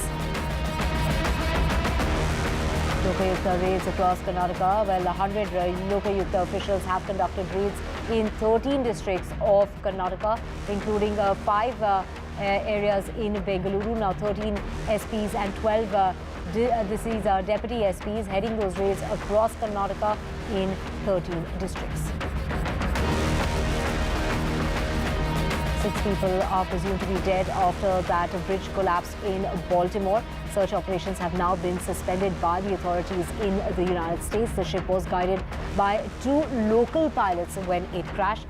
22 crew members on the ship were Indians who are said to be safe, while the United States President has called it an unintentional attack. And while the climate activist Sonam Wangchuk has ended his 21-day fast only on water and salt, a fast to save the ecology of Ladakh and demanding full statehood for Ladakh.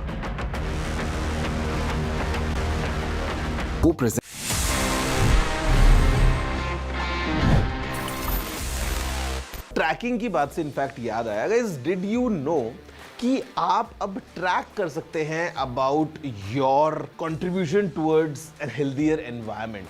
Because अगर आप Uber use करते हैं तो I am sure आपको अभी पता होगा कि उसमें देयर इज एन ऑप्शन कि आप इलेक्ट्रिक व्हीकल्स को बुक कर सकते हैं if you prefer going sustainable.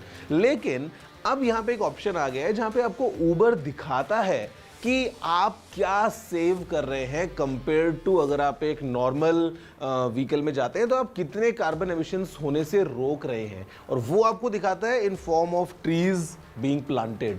तो कहीं ना कहीं ये एक अच्छी चीज़ है जहाँ पे you can keep track of your your contribution, कि आप अपने डेली हैबिट्स में जब आप सुबह ऑफिस के लिए ऊबर ले रहे हैं, जब आप शाम को कहीं बाहर जा रहे हैं, अगर आप एक ईवी यूज़ करते हैं, so how much essentially are you contributing towards the environment. This service is live now in multiple Indian cities. तो next time you book an Uber, I would request कि अगर आप एक इलेक्ट्रिक व्हीकल यूज़ करते हैं, it will kind of contribute towards the environment, or you can clearly track in form of number of trees being planted. So I'm sure normally we friends sometimes we see each other's Uber ratings कि किसको कितने star मिले हैं, किसी कितनी rating है. So I'm sure going next this could be a thing that we all might track कि अच्छा मैंने कितने trees को plant किया by going electric, या कौन आगे जीत रहा है. It's a nice thing. Did you know this? If yes, amazing. If no, please let me know. You know the address. It's tg@ndtv.com.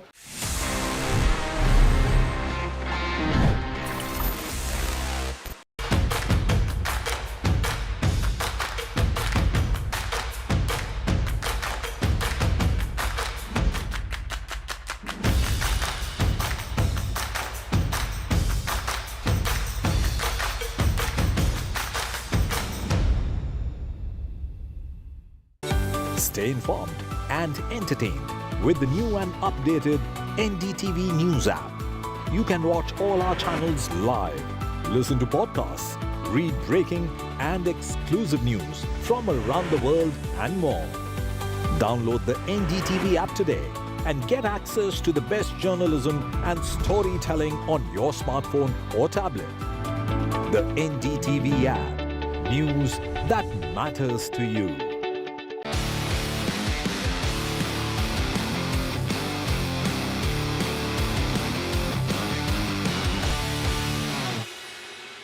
Welcome to NDTV Auto. I'm here in Jaipur for Volkswagen brand conference and they have made us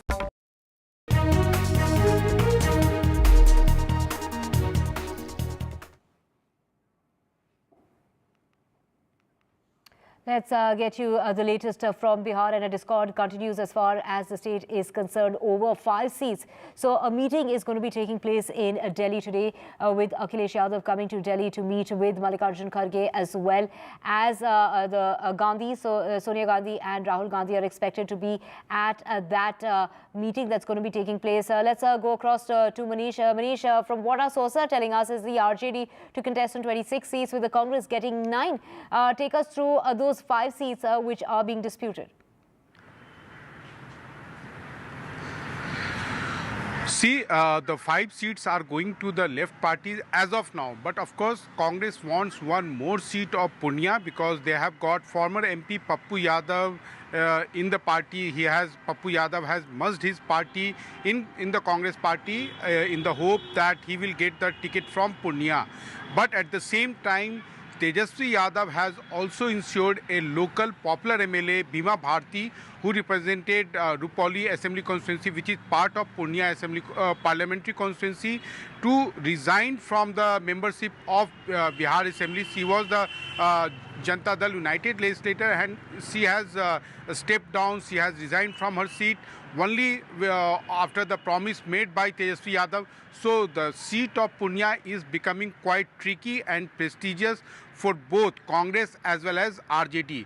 But the leaders of both the parties are confident and hopeful that when they have concluded, they have no intention to contest going solo in this elections. So they will work out some kind of deal on Purnia seat also. Divya. We also know that Tejasvi Yadav will be meeting with Mallikarjun Kharge in Delhi today. Yes, of course. If the talks are, these seat negotiations are, concluded. So, of course, he is going to call on the Congress top brass, which includes the Congress President Mallikarjun Kharge. But as of now, to and fro, negotiation is going on, and it is not yet clear that when he will meet Mr. Kharge. But it's clear, it was made clear that the final announcement on seat sharing will be made in Patna. In a joint meeting, in a joint press conference by all the, allies of Mahagathbandhan in Bihar. Divya. Right, all eyes on that crucial meeting that's going to help, finalize that deal. We will keep coming back to you for more on that. Switching tracks now, and news coming in from Karnataka, and raids have taken place across 13 districts. We're talking about raids that are being conducted by 100 Lokayukta officials who are carrying out simultaneous raids at 60 locations in Karnataka in 13 districts. 5 locations are being raided in Bengaluru. The search is being headed by 13 superintendents of police and 12 deputy superintendents of police, and this comes on the heels of the Lokayukta police conducting search and operations against 10 government officials after registering disproportionate assets. And this was a case that was, these raids had taken place earlier this year. So now the Lokayukta 100 officials have conducted raids from early this morning, and it includes Bengaluru's BBMP chief engineer Ranganatha's house that is being raided as well. And with that, we're slipping into a short break. Back with a whole lot more. NDTV's Yuva Conclave is back with India's biggest Yuva disruptors. Politics, culture, comedy, music, future. Yuva, Youth for Change. 28th March, 12:30 p.m. onwards, only on NDTV network.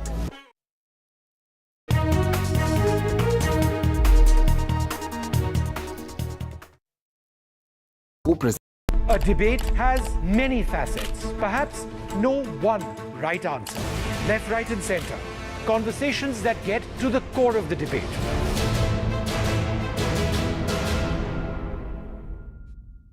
Hello and welcome to NDTV Auto. What I have with me today is real special. It is the latest EV from Audi, Q6. What's special about it is it's based on a completely new platform, PPE, Premium Platform Electric.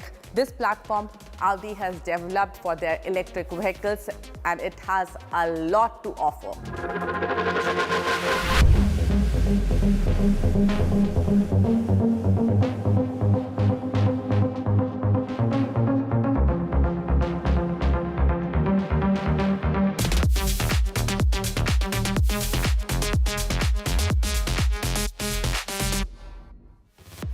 Company says the new platform PPE helps Audi Q6 e-tron achieve 30% less energy consumption with 33% better system performance. With the Q6, Audi is also introducing its electronic architecture E3 1.2, which allows customers to experience digitalization directly in the vehicle, making Audi Q6 e-tron a truly tech marvel. So here it is, all that you need to know about Q6 e-tron. Audi Q6 e-tron is the upcoming EV from Audi's stable and is expected to come to Indian shores by the end of this year. International launch is expected in second half of this year. It is a 4.7-meter SUV which will occupy the space between Q4 and Q8 e-tron. It will come in two variants, Q6 e-tron Quattro and the more powerful SQ6 e-tron. What we have today with us is the S variant. What I want to show you, the first in the look of Audi Q6 are these DRLs. They are matrix LED DRLs with active signature. That means you can change the pattern that gets projected from these DRLs and they also move while the car is on the move. That means you can actually have an active DRL. And I believe this feature is the highlight of Audi's upcoming baby. Up front is the grille. Now what I want to show you is this single frame grille. Audi is calling it inverted single frame grille and it looks very interesting. It's all closed off but looks very nice with these piano black inserts given here, and then we have seen these very flattish Audi logo in other products, but here there is a little bit of 3D element in the logo. Now you have to notice this very prominent shoulder line which goes all the way to the tail lamp. The rear looks quite interesting with its almost wrapped around feel to the D pillar. And the most interesting part of the rear are these OLED tail lamps. These are second generation digital LED tail lamps with 6 OLED panels.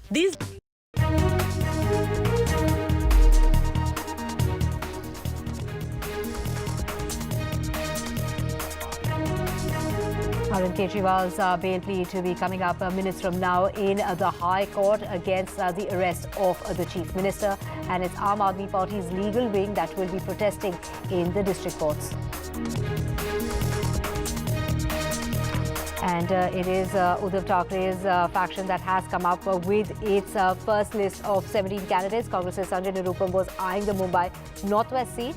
Mumbai's Northwest seat tussle with Amol Kirtikar to be contesting on that seat.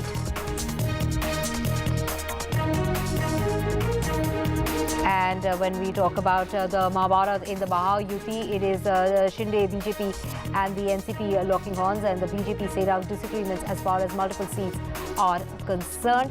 Sharad Pawar to be meeting today in order to finalize that deal.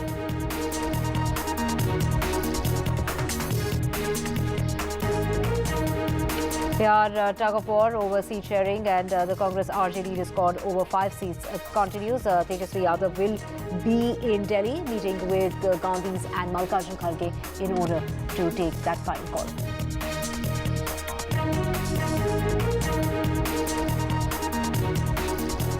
And 6 presumed dead in Baltimore after that bridge that collapsed. Search operations now have been suspended by the authorities.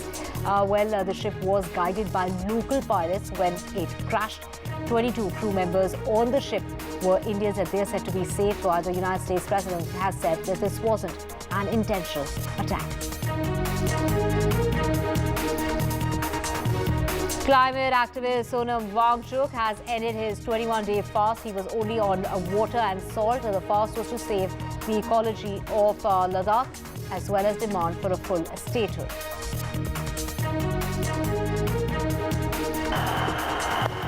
Chennai beats Gujarat by 63 runs. Ratan Ravindra and Shivam Dubey were the star performers for the Chennai Super Kings. That's another.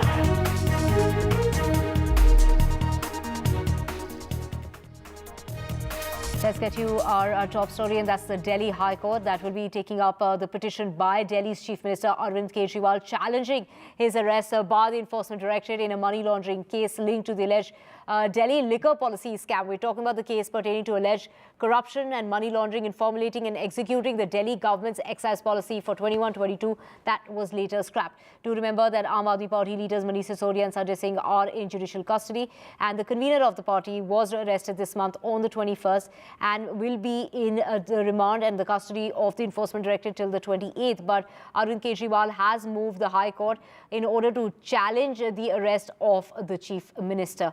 We have Aishwarya joining us to take us through. Aishwarya, the case coming up in the High Court even as we speak. Take us through, what can we expect? What is the legal route as far as Arvind Kejriwal is concerned?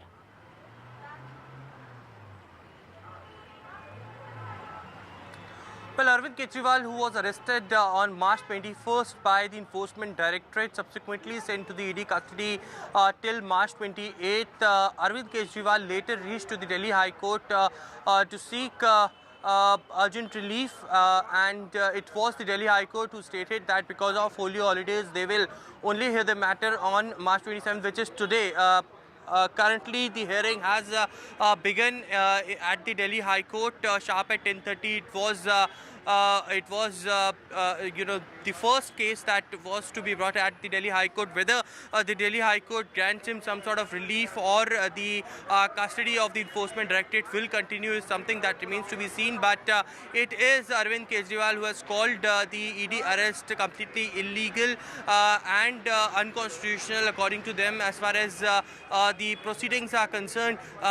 Remember, the entire case was already sub judice, and in between that, after the Delhi High Court rejected any sort of interim relief to Arvind Kejriwal, it was Enforcement Directorate team who reached at Arvind Kejriwal's residence with a search warrant and later arrested him, to which it was 7 days of ED custody that was granted of Arvind Kejriwal. Now, on the other side, it is a massive political showdown what we are witnessing currently between the Aam Aadmi Party and the BJP. Aam Aadmi Party on a daily basis protesting against this arrest, launching campaigns like Maybe Kejriwal. Today, in fact, in different courts across the Delhi, it is Aam Aadmi Party legal cell who had stated that they will protest against Aam Aadmi Party's Supremo Arvind Kejriwal's arrest by the ED, to which another plea has been filed in the Delhi High Court that it is a Supreme Court violation and no one within the premises of the courts can protest.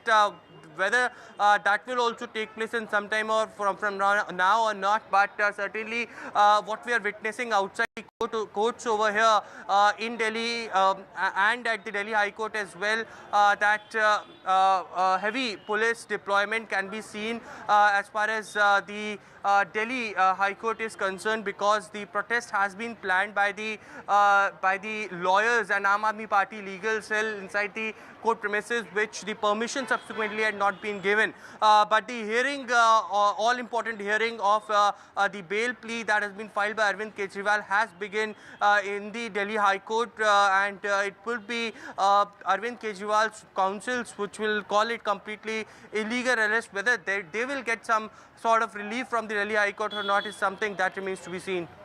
Right. Aishwarya, the Aam Aadmi Party legal wing is also going to be protesting in the district courts against the arrest of the Chief Minister.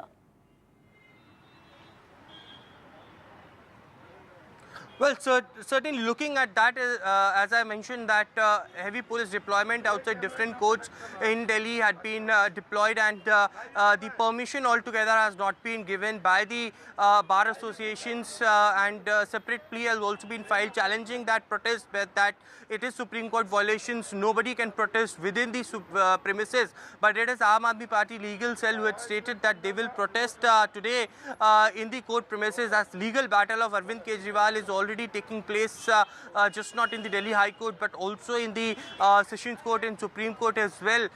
Tomorrow, remember, Arvind Kejriwal's custody is ending and he will be produced before the Rouse Avenue Court. The highly placed sources in the Enforcement Directorate clearly telling us that Enforcement Directorate will seek further custody of Arvind Kejriwal, saying that more interrogation, more confrontation needs to be take place, and therefore the reason perhaps the arrests that have been made recently, those people needs to be confronted with Arvind Kejriwal, as well as the Enforcement Directorate had called Arvind Kejriwal as the kingmaker and kingpin and the main conspirator in the entire alleged Delhi liquor policy case. So today, when Delhi High Court will be hearing this plea, the bail plea of Arvind Kejriwal, whether that will be granted or not, it's something remains to be seen. But in a short while from now as well, Aam Aadmi Party legal cell all set to protest at the court premises in different courts across the national capital. Well, so Aishwarya, what we're hearing is that the Enforcement Directorate is asking for a time of 3 weeks in order to respond to this plea of Arvind Kejriwal.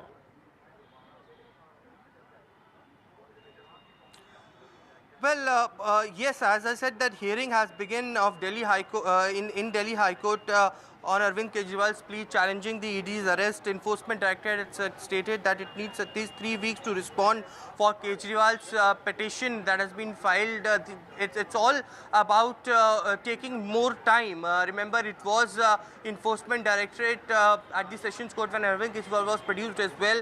It is the ED who stated that because there had been several evidences that has been that the Enforcement Directorate had taken into their custody, digital evidences, lot of data has been dumped by the Enforcement Directorate, and senior Aam Aadmi Party leaders who had been earlier arrested in the same case, including K. Kavita of the BRS, who was also arrested. All those people who had been linked in the alleged Delhi liquor policy case needs to be confronted with Arvind Kejriwal. And now, when there is a bail plea, Enforcement Directorate saying that they need at least 3 weeks time to reply to the bail plea, whether that will be given, that time will be given to Enforcement Directorate or not, that very soon, we'll get to know. But on the other side, it is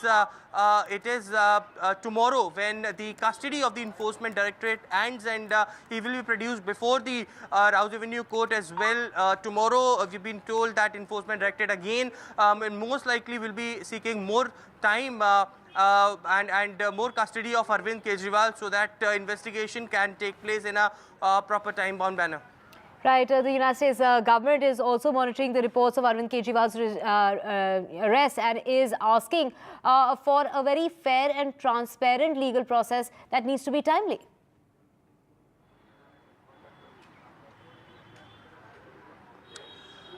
Well, that's a very sensitive matter, in fact, of Arvind Kejriwal, and therefore the reason perhaps most of the bodies are very closely monitoring the situation, although it's completely an internal matter of the country, and it is the stand of India that internal matters will be dealt very strictly by India. Nobody can interfere into it, but something that has been demanded by the Aam Aadmi Party, that Arvind Kejriwal should get in relief and the investigation can take its own course. Although it is Arvind Kejriwal's counsel who had stated that Arvind Kejriwal is there, he is ready to respond to any of the investigation that is taking place.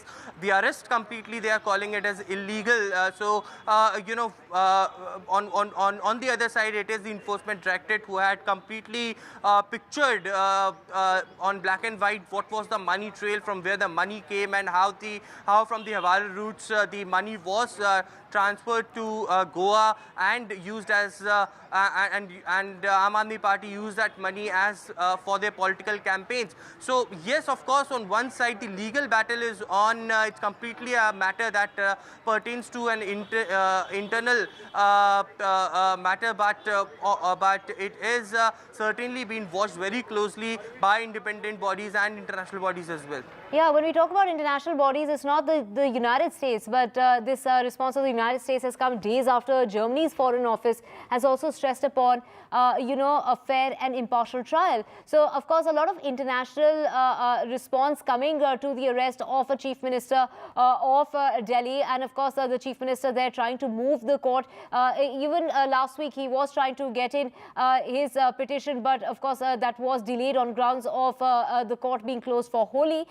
Take us through, when we talk about the kind of international reaction it is getting, we do know that the Aam Aadmi Party leaders like Satendra Jain and Sanjay Singh, who continue to remain in the custody, judicial custody in the matter. Also take us through, what is really connected here is this came about after the Enforcement Directorate had, questioned K. Kavita and taken her into their custody. And close on the heels of that is when Arvind Kejriwal was also arrested.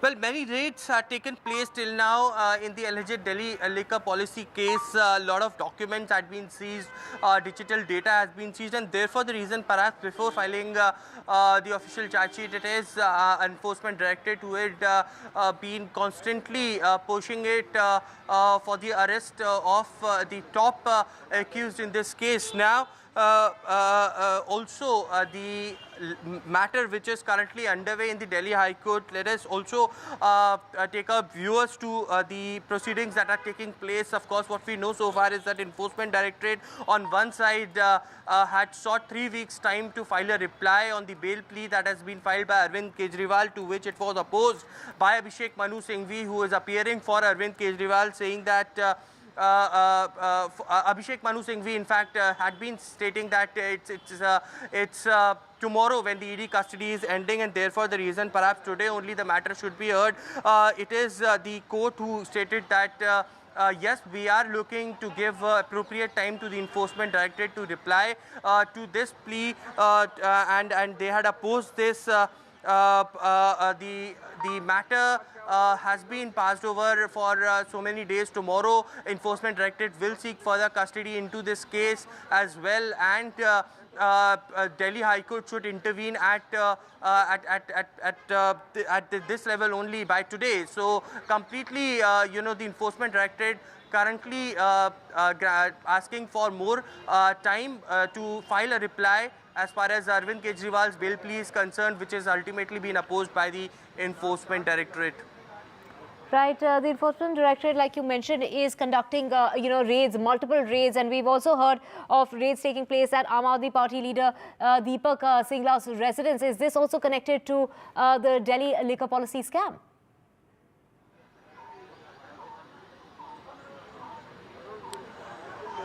Well, the official statement has not come out from the Enforcement Directorate that what are these raids all about at Deepak Singhla's residence. But what we know so far is that, yes, of course, Deepak Singla was up in charge of Goa, and in the entire money trail which has come out, the money that has been passed through Havara channels to Goa and used for political campaigns of Aam Aadmi Party, that money had certain relations with Deepak Singla, and therefore the reason perhaps ED currently is reading at Deepak Singhla's residence. More documents, more seizures are to be awaited by Enforcement Directorate, whether Deepak Singla would be another accused in this case, whether he will be arrested by the Enforcement Directorate as of now is something that remains to be seen. But yes, these raids taking place at a time when the entire case is boiling, and the Enforcement Directorate looking at more people involved in Delhi liquor place, so that confrontation with Arvind Kejriwal, K. Kavita, Satendra Jain, Manish Sisodiya can happen very soon, and the investigation can proceed from here on. Right, the court has said that they will be giving some amount of time to the Enforcement Directorate in order to reply as far as this petition is concerned by Arvind Kejriwal.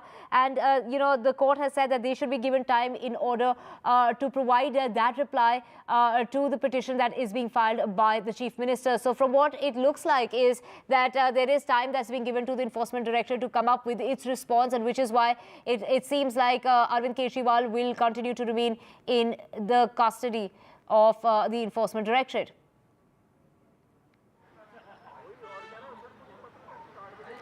Right. We also, we mentioned about the raids that are taking place at various locations that we've heard in connection with the Aam Aadmi Party. And the latest is the leader of the Aam Aadmi Party, Deepak Singhla's house that was raided this morning. He is a former assembly candidate of the Aam Aadmi Party. He had contested elections from Vishwas Nagar in 2020, and Singla is Aam Aadmi Party's in charge of Goa and the co-in charge of MCD. So we have Ishika joining us to get us more on this. Ishika, is this in any way related to the Delhi liquor scam? Is this related to Arvind Kejriwal, and has that led to these raids being held as far as Deepak Singhla's residence is concerned?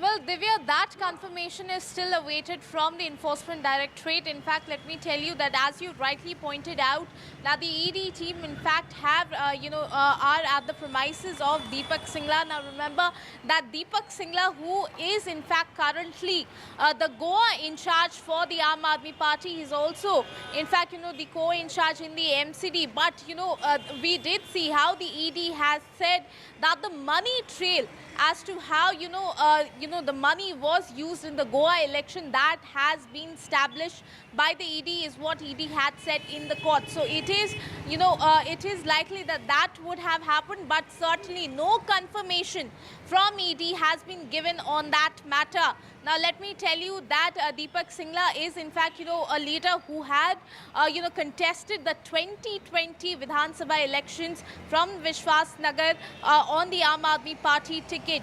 And even, even now he continues to hold strong, a strong position in Aam Aadmi Party, like being the Goa in charge for the Aam Aadmi Party.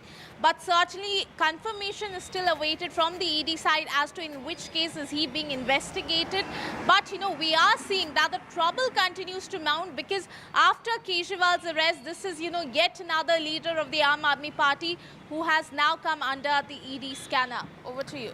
Right, Ishika, thank you so much for getting us those details. And staying with news of the Enforcement Directorate, raids are also taking place at 20 different locations, and we're talking about Punjab, and they are likely to be connected to the Punjab liquor policy case. There are raids that have been taken, that are taking place since early this morning in 20 locations in Chandigarh. The Enforcement Directorate raids that are taking place at the Commissioner's house as well. This is the Excise Commissioner's house, where ED raids are taking place in Punjab. So here we're talking about the Enforcement Directorate again, holding raids, the raids that are underway since early this morning in connection with the Punjab liquor policy scam.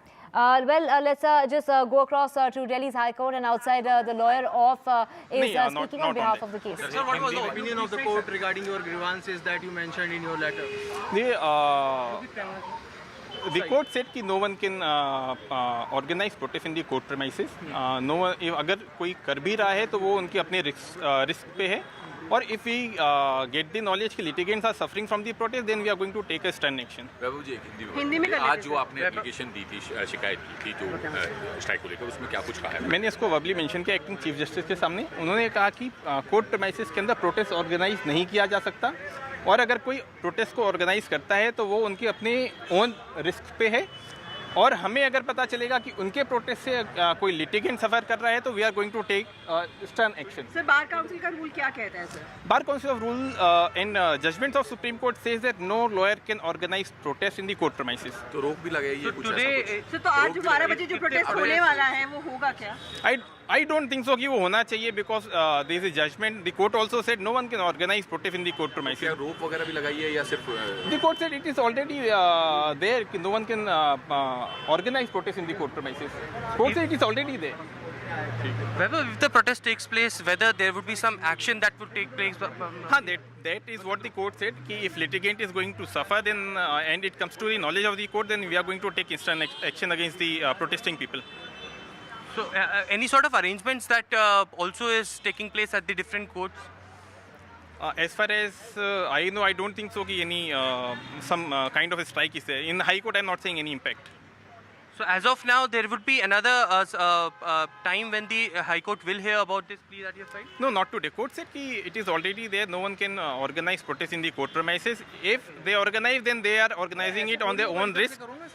And if it comes to our knowledge, then we are going, the litigants are suffering, then we are going to take stern action against them.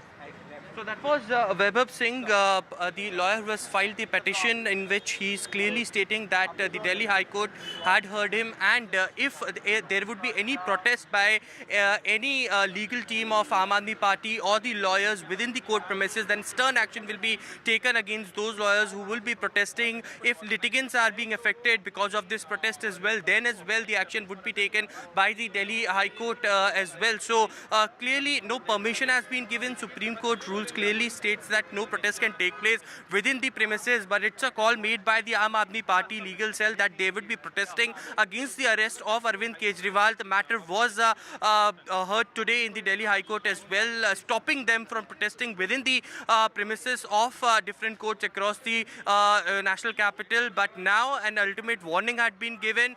Stern action will be taken if protest takes place within the court premises. Back to you. You know, when we talk about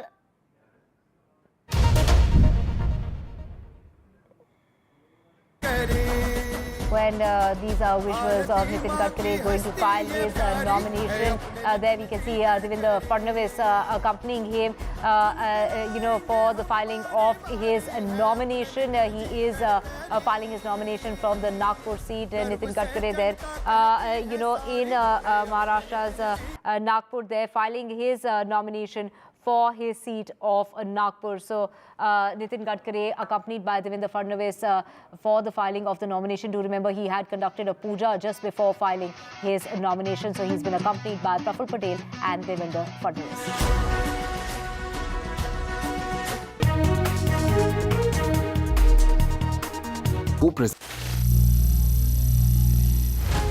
Some people say the metaverse will only be virtual.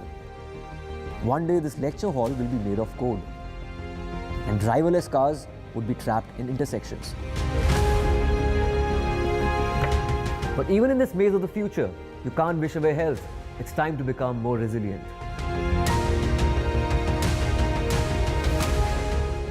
"10 years of Banega Swasth India, we have grown and achieved so many milestones.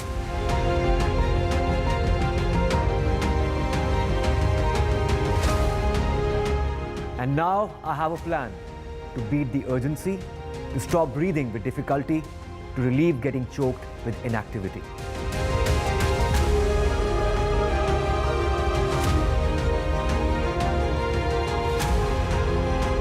Energize our government, our environment, our society, and ourselves. Everyone, everywhere, every day.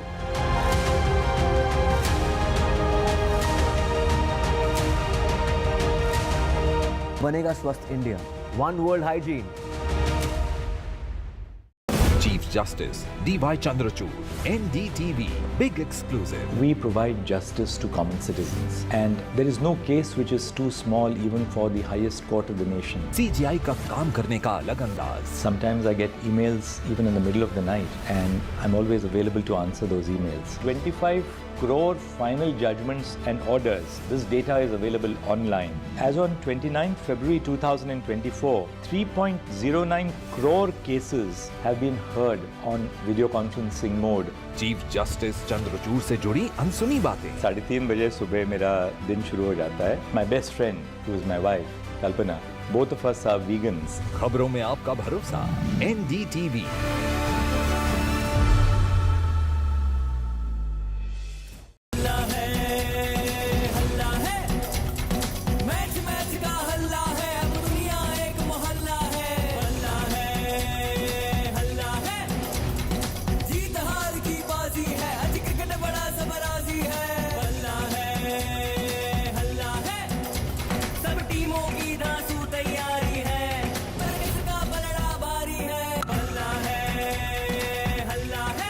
IPL का हल्ला बल्ला और सबसे शानदार coverage सिर्फ NDTV पर।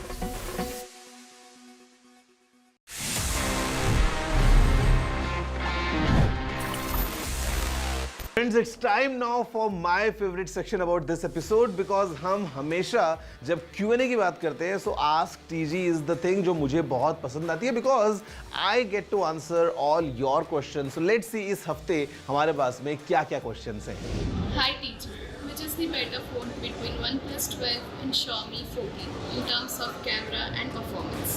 Okay, so you have asked that आपको जानना है which is the better device between OnePlus 12 and Xiaomi 14 in terms of camera and performance. So let me get this straight. In terms of camera, Xiaomi might jump slightly ahead of the OnePlus 12. Not by a huge margin, but like let's say slightly ahead. But if I were to recommend you an overall good product in terms of camera, performance, software, you know, like everything combined, I would recommend OnePlus 12 over the Xiaomi. Considering Xiaomi doesn't have that kind of brand value in that premium segment. OnePlus, you know, has been there for a long time now, or OnePlus 12 is an amazing smartphone overall. If you combine especially the clean experience of Oxygen OS, yeah, even the camera is fantastic. Xiaomi 14 थोड़ा आगे निकल जाता है, but overall, I would say OnePlus 12 would be a better pick.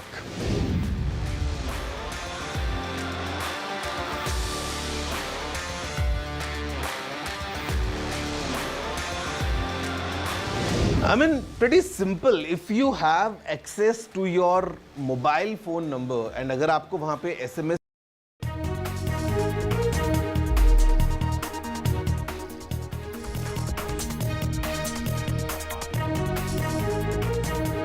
Hello and welcome. You're watching NDTV. I'm Gargi Rawat. Coming up ahead, BJP leader Nitin Gadkari files his nomination. Also, Arvind Kejriwal's plea in the High Court. Let's take a look at the headlines. Arvind Kejriwal's bail hearing underway in the Delhi High Court. The Enforcement Directorate says they need 3 weeks to respond to his petition.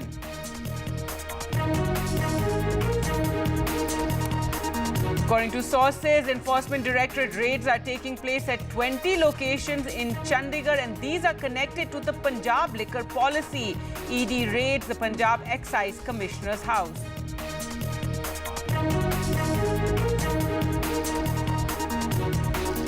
ED action also against UBT leaders. The ED summons Amol Kirtikar, a UBT candidate from Mumbai Northwest. Sanjay Raut hits out, says he was summoned as soon as the list was announced.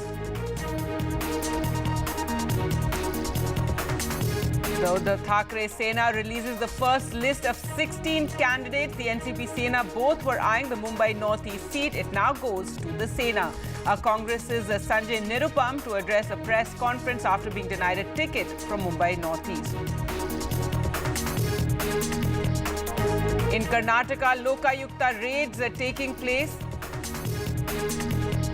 Across Karnataka, 100 officials are conducting raids across 60 locations. A BBMP chief engineer Ranganath's house is raided.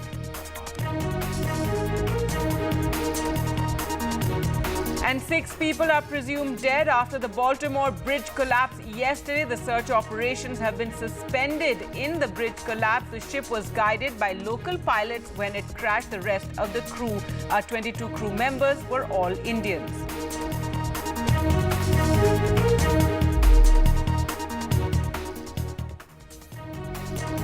Our top story, the Enforcement Directorate has told the Delhi High Court that it needs 3 weeks to respond to Delhi Chief Minister Arvind Kejriwal's petition against his arrest. The Delhi High Court is hearing the petition by the Delhi Chief Minister challenging his arrest by the Enforcement Directorate in a money laundering case linked to the alleged excise policy scam.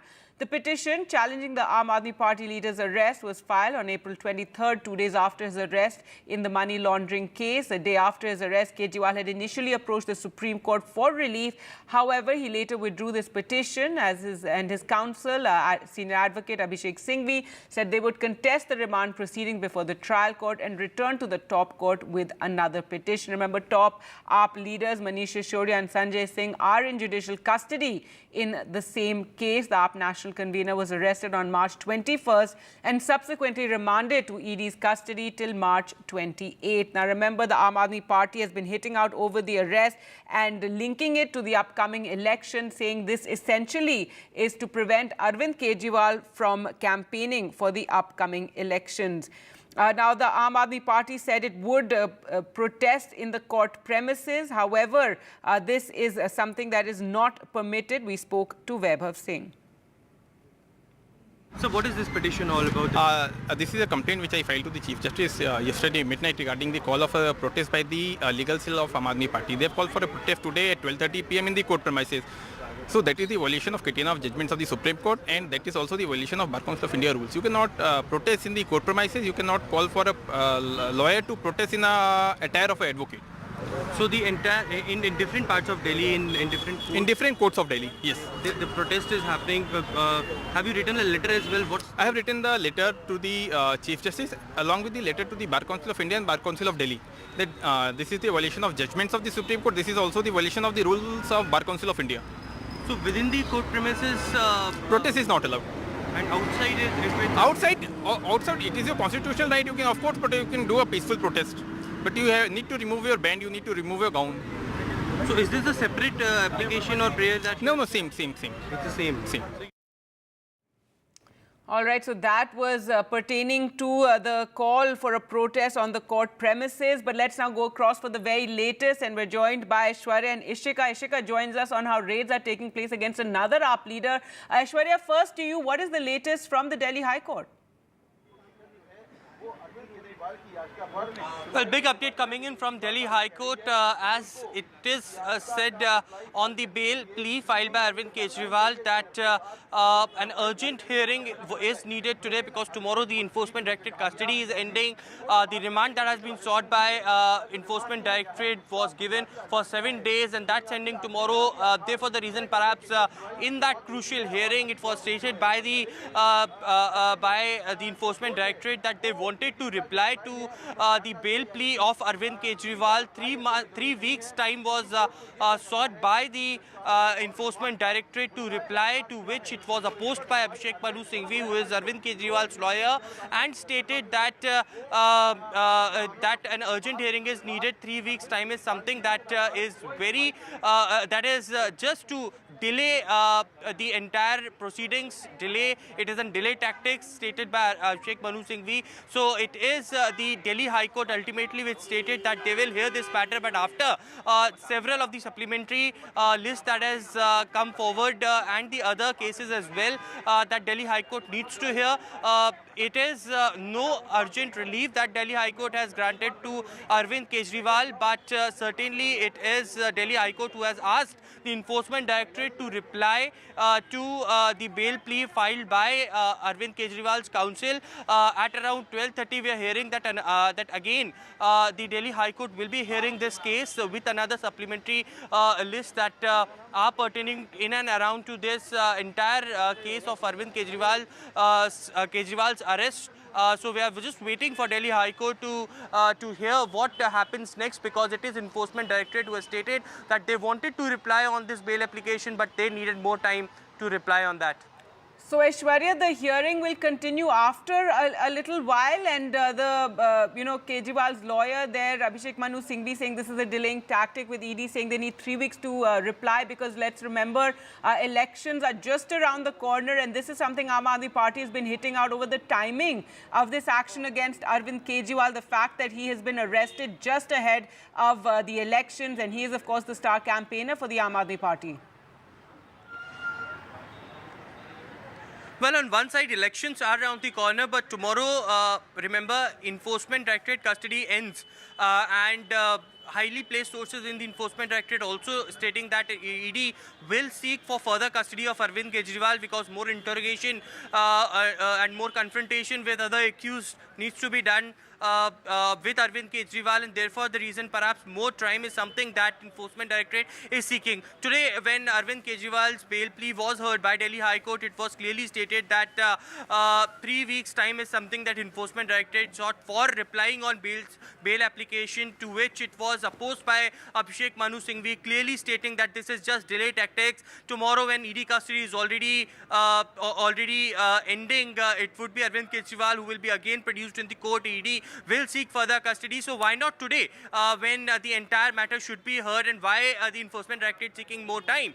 At the end, it was Delhi High Court who stated that we will continue hearing this, but after some time, because a lot of supplementary list is also something that Delhi High Court needs to be here, and after those hearings, Delhi High Court will resume that. Post that, it would be also a very important plea that has been filed by an individual lawyer, Vaibhav Singh, who stated that on one side, Aam Aadmi Party legal cell is going to protest in different court premises. So that would be also something which will be heard. Delhi High Court, in an initial observation, stated that stern action will be taken against those who will be protesting within the premises. If litigants are affected because of this, then action will be taken, because this is completely against the Supreme Court rules.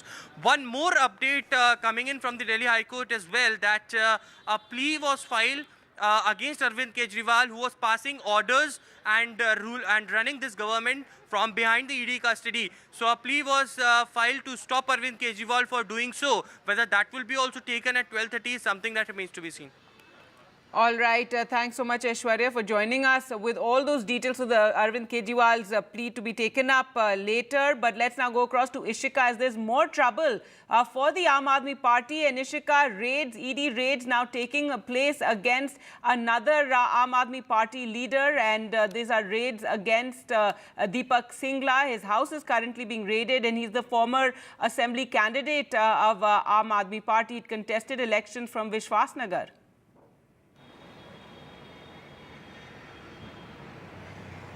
Well, yes, you know, another leader of the Aam Aadmi Party is now under the ED scanner. This time it is Deepak Singla. Now, remember that Deepak Singla, as you rightly said, in fact, had, contested the assembly elections in 2020 from the Aam Aadmi Party ticket from Vishwasnagar here. But currently, we are seeing, in fact, that he continues to hold strong positions in the Aam Aadmi Party. Apart from being the co-in-charge, in the MCD, he's also the Goa in charge of the Aam Aadmi Party. Now, we have heard how the ED had earlier said in the court that they have, in fact, established the money trail as to how, money was used for the Goa election. But yet, ED has not confirmed whether or not that is, the case in which ED is raiding his premises. So certainly confirmation as to in which case is ED raiding his house, that certainly is awaited. But yes, as you rightly mentioned, the trouble that continues to mount for the Aam Aadmi Party, because after the Aam Aadmi Party's Supremo Arvind Kejriwal being in the ED custody, it is now another leader, Deepak Singla, that has now come under the ED scanner. Over to you. All right. Thanks so much, Ishika, for joining us with those details. So more trouble for the Aam Aadmi Party, with more ED raids taking place against their leaders. Well, moving on to news now from Maharashtra, and the Uddhav Thackeray Shiv Sena released its first list of 16 candidates, and the UBT Sena releasing that list of candidates today. However, in more ED trouble for the Shiv Sena, the UBT Shiv Sena, is that one of its leaders has also been summoned by the Enforcement Directorate for questioning. Let's listen into what Sanjay Raut had to say.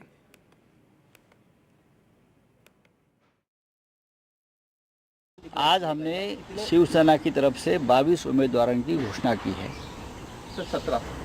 17 हम 22 लड़ेंगे और 17 की घोषणा की है। आपको पता होगा, इसमें मुंबई है और महाराष्ट्र के बहुत से इलाके से हमने आज उम्मीदवार घोषित किए हैं। All right, Sanjay Raut there hitting out. Now the Enforcement Directorate has summoned Amol Kirtikar. He is the Uddhav Thackeray's Shiv Sena candidate from Mumbai Northwest. Sanjay Raut there hitting out and saying that he has been summoned as soon as the list has been announced. So Shiv Sena releasing its first list of 16 candidates, and one of its leaders now being summoned by the Enforcement Directorate. Meanwhile, if we talk about the Mahayuti, that's the NDA in Maharashtra, conflict continues in that alliance with a tussle taking place over several seats. Both the BJP and Shinde Sena are taking claim to the Ratnagiri Sindhudurg seat. They're also fighting over the Nashik seat. So question marks remain over the Mumbai Northwest and Aurangabad seat. So several seats under question. Remember, there have been several rounds of meetings also taking place. And media has been told that soon the announcement will be made, but we have learned from our sources that several seats are currently being contested, as there are three different parties there. The BJP, you have the Eknath Shinde Shiv Sena, and you have the Ajit Pawar Shiv Sena. Though Ajit Pawar did say that on the 28th, that is tomorrow, they will hold a press conference and all the seats and all the candidates will be announced together.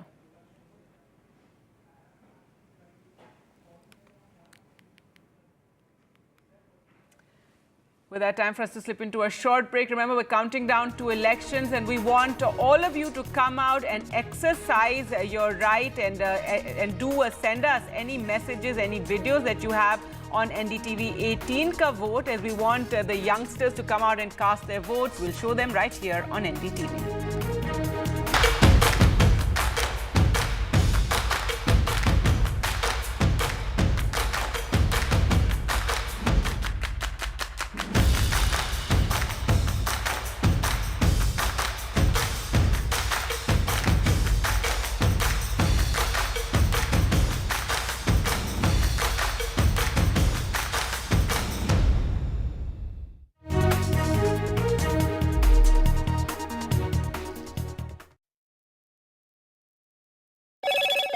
Hello, Moto.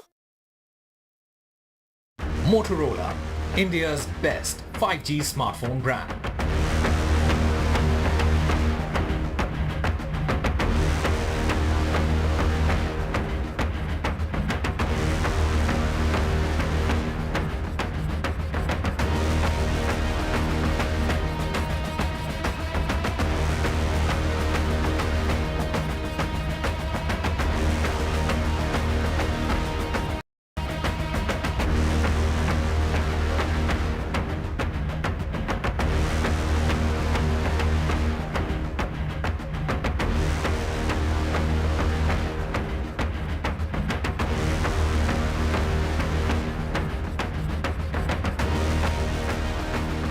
Present.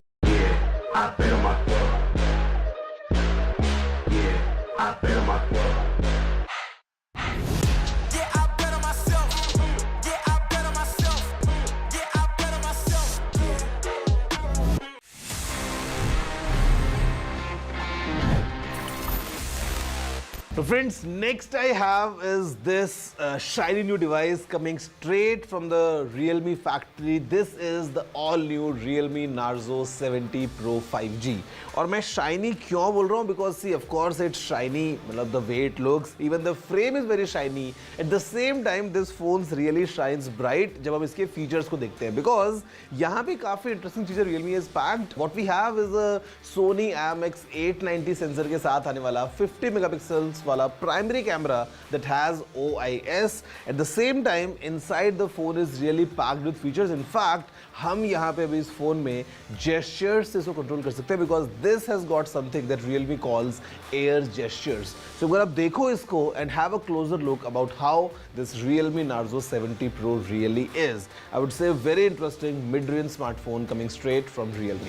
Finally, the wait is over. Realme's latest hotshot, the Narzo 70 Pro 5G, finally India में launch हो गया है. This phone is packed with amazing features that will make you go wow. इस phone में है एक rainwater smart touch feature. This means no more tensions about phone usage in a light drizzle. The powerful MediaTek Dimensity chipset lets you game, multitask and do everything else at lightning speed. The 5000 mAh battery and SuperVOOC fast charging will get you back in action in no time. The phone's horizon glass design gives it a super premium head-turning look.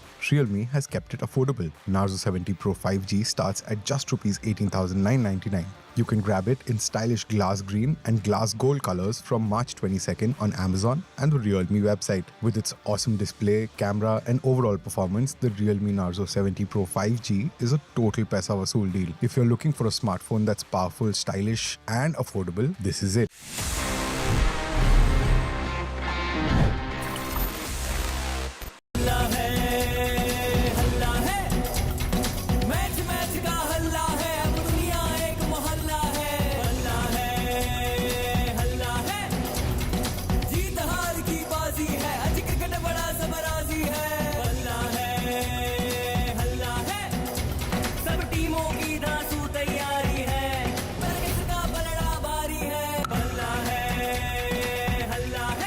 IPL का हल्ला बल्ला और सबसे शानदार coverage सिर्फ NDTV पर।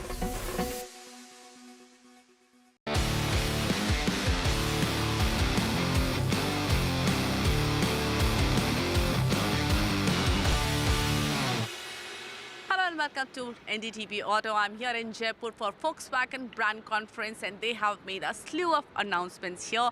Let's talk more about them with Mr. Ashish Gupta, Brand Director, Volkswagen India. You know, you have again changed the lineup of Taigun.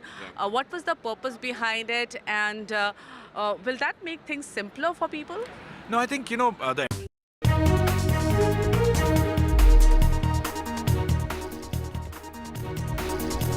Welcome back. News now from Karnataka, where Lokayukta raids are taking place across the state. In fact, 100 Lokayukta officials are conducting these raids, which are across 60 locations. 13 SPs, 12 deputy SPs are heading these raids across the state, and these are taking place across 13 districts. Well, let's go across to Pratibha now for more on this story. And Pratibha, tell us more about the case, that these raids are taking place. Also, BBMP Chief Engineer's house is being raided. That's right. In fact, the raid started early this morning, and a lot of them, from assistant engineers to the chief engineer of the BBMP in Bengaluru, all of them, and those belonging to the Public Works Department, all of them are being raided at this point in time as we speak. And this is related to a corruption case, is what we are told by sources from the Lokayukta. And whether or not this is related to the raids that took place around a month ago, that was to do with the disproportionate assets case involving some of the officials. Whether or not this is related is something that needs to be confirmed yet. But at this point in time, we hear that a lot of officials to do with engineering as well as other departments of the BBMP as well as other civic body departments are all being raided at this point in time. Like you mentioned, yes, 13 districts that are under survey of the Lokayukta and 60 locations that are being raided. All of their assets, including the documents as well as other electronic devices, are also being seized and as well as scanned as we speak. And more information would be revealed once the process is over, the search is over, as well as the documents collected are examined. All right. Thanks so much for joining us, Pratibha, on that. And do stay with us for more news from Karnataka, and news coming in that NI raids are taking place in both Karnataka and Tamil Nadu. And these are related to the Rameshwaram cafe blast case from Bengaluru. Let's go back to Pratibha for more on that. And Pratibha, what is the latest here as the NI is trying to crack this case? In fact, yes, like you mentioned, these raids are connected to the Rameshwaram Cafe blast. Remember, the blast took place on March 1st, and no concrete arrests that have been made in terms of who the suspect could be, the person who really planted the bomb at the cafe. In fact, connected with this, two of them who seems to have been accomplices of the suspect have been interrogated just recently by the NIA. More information would be revealed once these locations are raided, as well as the documents and other belongings are seized as well as checked. Whether this is to do with the accomplices or not is also yet to be confirmed. And we also hear that one of the locations is a key location like Titahalli, and that is precisely where some of the recce's were done, including the ones that involved the Mangalore blast that took place in 2022 as well as the Shimoga blast. All right. Thanks, Pratibha, for joining us with all those developments. Well, election news now, and from Maharashtra, and Union Minister Nitin Gadkari has filed his nomination with a show of strength. He filed his nomination from Nagpur, and first a roadshow was taken out, and you can see several top leaders, even the Fadnavis also present, Praful Patel also present with Nitin Gadkari, who initially offered prayers at his home before he headed out on this roadshow to file his nomination. Well, let's go across to Radhika now for more. And Radhika, so now, things really heating up, and everyone, the bigwigs filing their nominations, and today Nitin Gadkari filing his nomination from Nagpur. Certainly, Nitin Gadkari filing his nomination from Nagpur. This is a high-profile seat, of course, and BJP heavyweight Nitin Gadkari, a two-time parliamentarian as well as the longest-serving minister for road transport highways. In fact, filing his nominations today. In fact, he had performed prayers at his residence before this.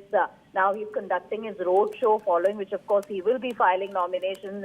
In attendance are BJP bigwigs and Mahayuti leaders as well, including Devendra Fadnavis and NCP leader Praful Patel also present. Of course, as far as Nagpur seat is concerned, Congress has fielded Vikas Thackeray, who is Nagpur West legislator, who's been called a reluctant candidate from there, and he's the one who's contesting against Nitin Gadkari from Nagpur. Now, in fact, the Union Minister had defeated Nana Patole, and now we know for a fact that Nagpur is going to polls in the first phase, which is April 19, along with other 4 seats in the East Vidarbha region. Earlier, of course, when Nitin Gadkari was speaking, was addressing people of Nagpur, he had in fact mentioned that he will win this election by more than 5 lakh votes.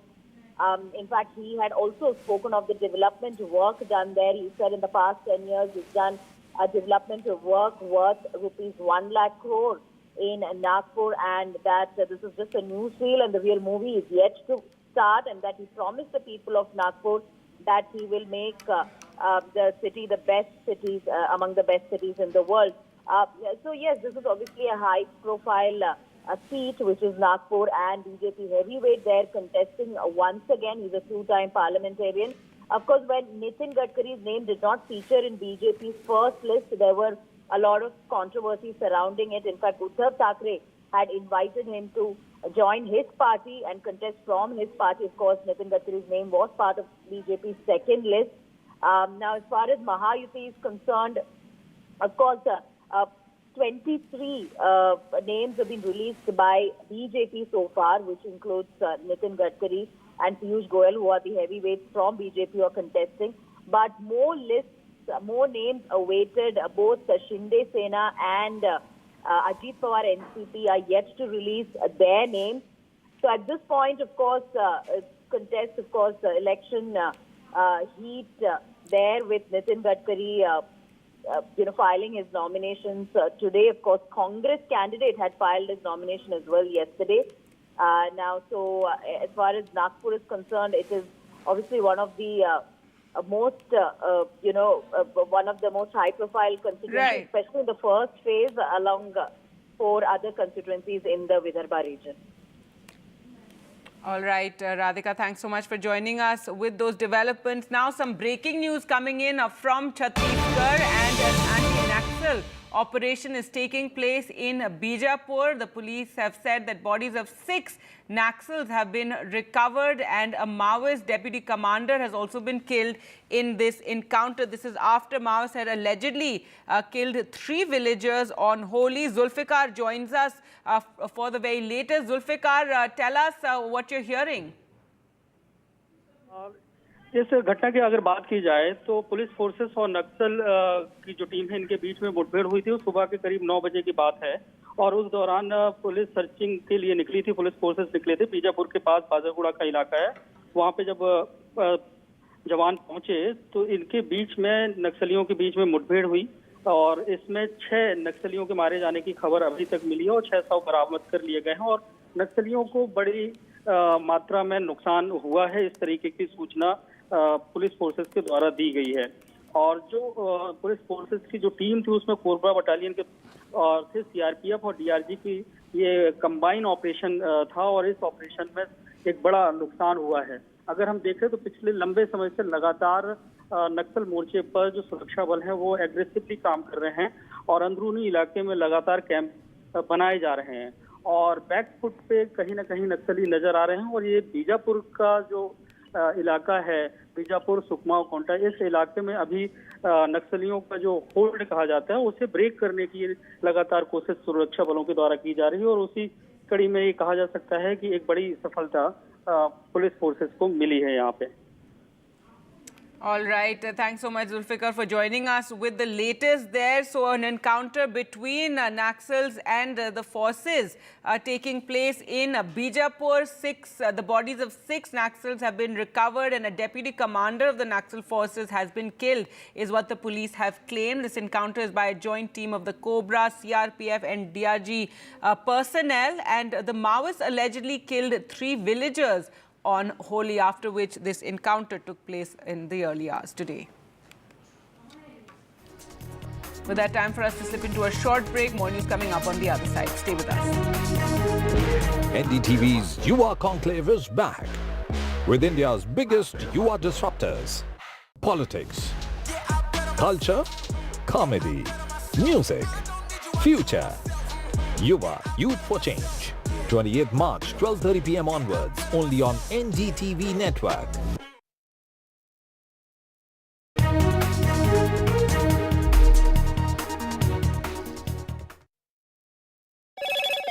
Hello, Moto. Motorola, India's best 5G smartphone brand.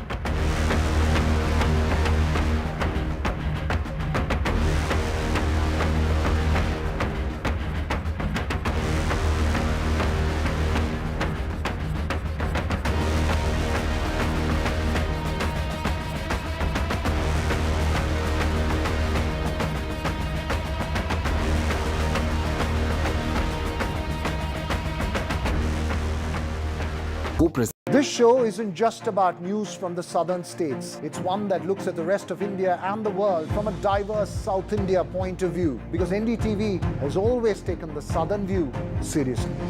The Southern View with Veera Raghav, only on NDTV 24/7.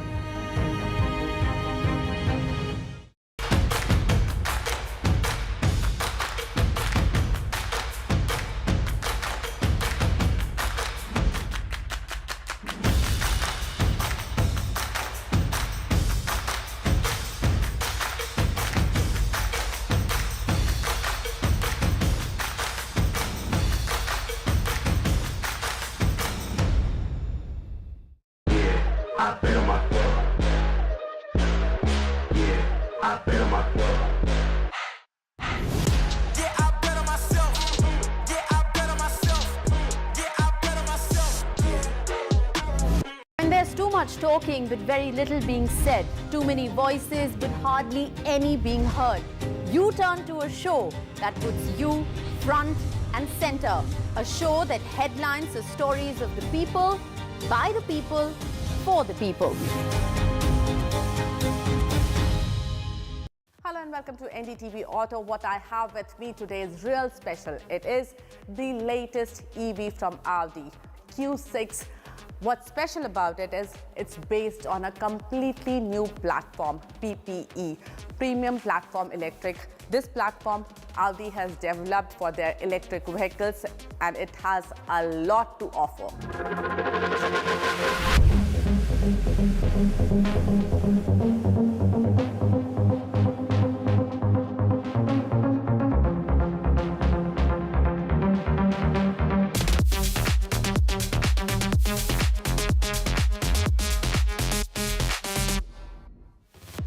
Company says the new platform PPE helps Audi Q6 e-tron achieve 30% less energy consumption with 33% better system performance. With the Q6, Audi is also introducing its electronic architecture E3 1.2, which allows customers to experience digitalization directly in the vehicle, making Audi Q6 e-tron a truly tech marvel. So here it is, all that you need to know about Q6 e-tron. Audi Q6 e-tron is the upcoming EV from Audi stable and is expected to come to Indian shores by the end of this year. International launch is expected in second half of this year. It is a 4.7-meter SUV which will occupy the space between Q4 and Q8 e-tron. It will come in two variants, Q6 e-tron Quattro and the more powerful SQ6 e-tron. What we have today with us is the S variant.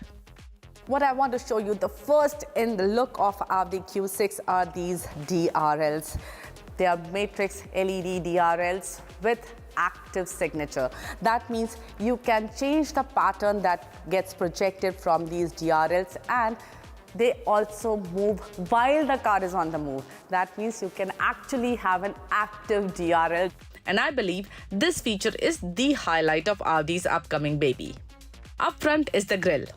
Now what I want to show you is this single frame grille.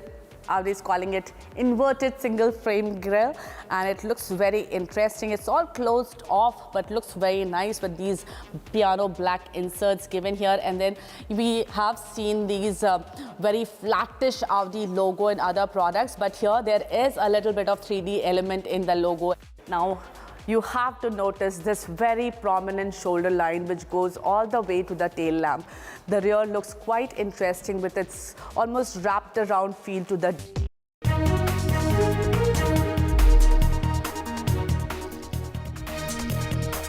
Welcome back. Now let's get to the latest on elections and seat sharing tussles. The Mahagathbandhan in Bihar, there's a tug of war that's still going on over their seat sharing deal, and Tejashwi Yadav is now likely to meet Mallikarjun Kharge in Delhi today as a few of the seats continue to see a tussle. Let's go across to Manish now for more. And Manish, it's 5 seats that are the bone of contention over which this tussle is going on. Give us the details. Gargi, actually on the seat sharing formula, almost all the parties, including Congress and left, are in agreement over the seats offered to them by Rashtriya Janata Dal, which is playing the role of big brother. So Gargi, they have RJD has come out with a formula where they have given 9 seats to Congress and 5 seats to left parties, and remaining 26 seats will be contested by RJD. Out of those 5 seats for left parties, it is clear that CPIML, which has got 12 MLAs in Bihar Assembly, will get 3 seats. But Congress party has no problem with the numbers because the same number was given to them last time also. But somewhere they are, keen on contesting some of the seats which has been taken by RJD, like there is a example of Purnia seat where they have got Pappu Yadav to merge his party in Congress, but somewhere RJD top leadership, especially Lalu Yadav and Tejasvi Yadav, are miffed with Pappu Yadav's candidature over betrayal. He promised to merge his party in RJD and next day he went and merged his party in Congress.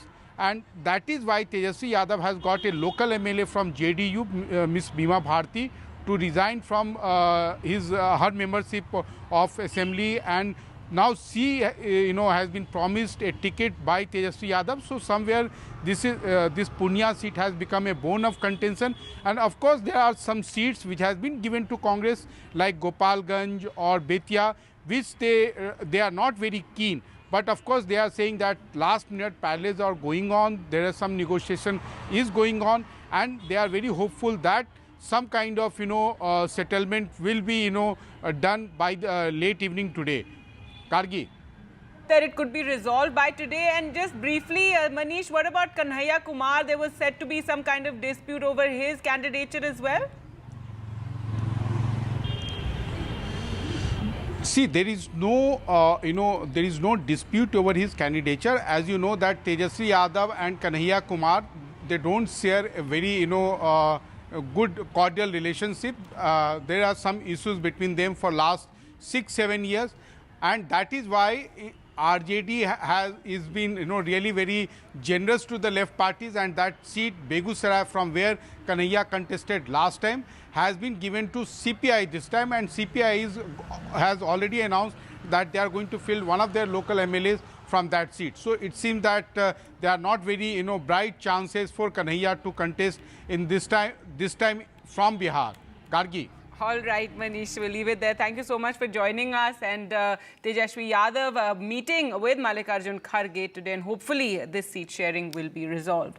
News now from Telangana on the snooping scandal, and Union Minister from Telangana, Kishan Reddy, has demanded a judicial probe into this phone tapping case, which is under investigation, which has exploded with more and more information emerging every day. Kishan Reddy said that the phones of BJP leaders and their sympathizers, besides the party office staff, were tapped during the BRS rule, and KCR solely responsible for these crimes. He said he and his cabinet colleagues have behaved in a heinous manner, is what Kishan Reddy said in an interview to NDTV.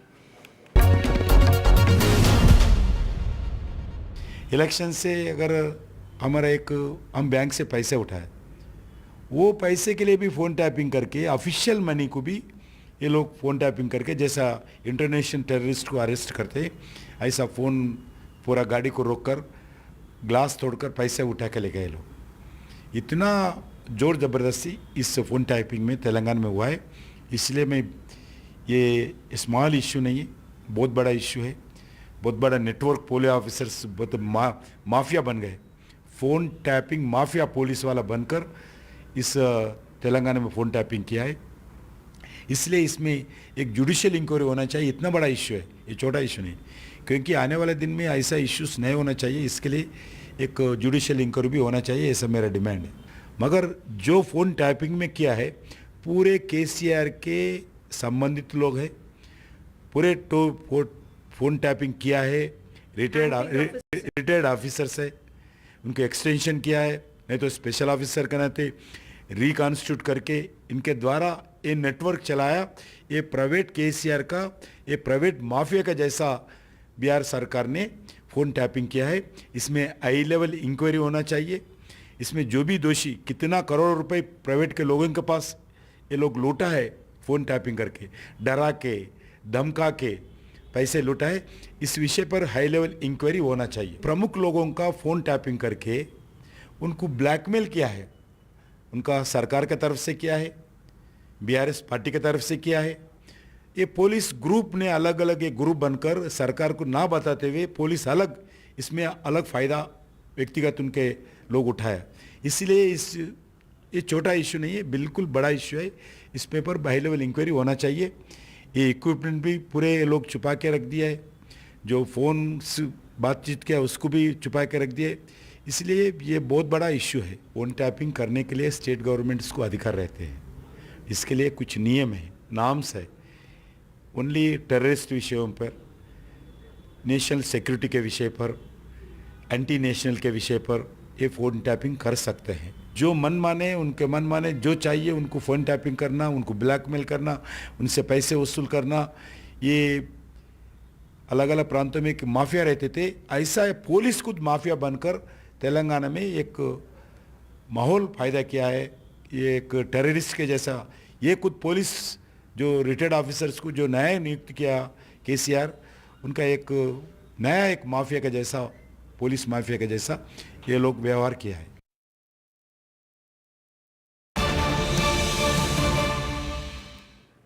All right, breaking news now coming in from Maharashtra, where Prakash Ambedkar has said he will be going solo for these elections. Remember, there had been talk in the MVA of giving a seat to Prakash Ambedkar's party. However, that agreement could not be arrived at, and now his Vanchit Bahujan Aghadi has declared the first list from Maharashtra. Let's go across to Radhika for more. Radhika, give us the latest.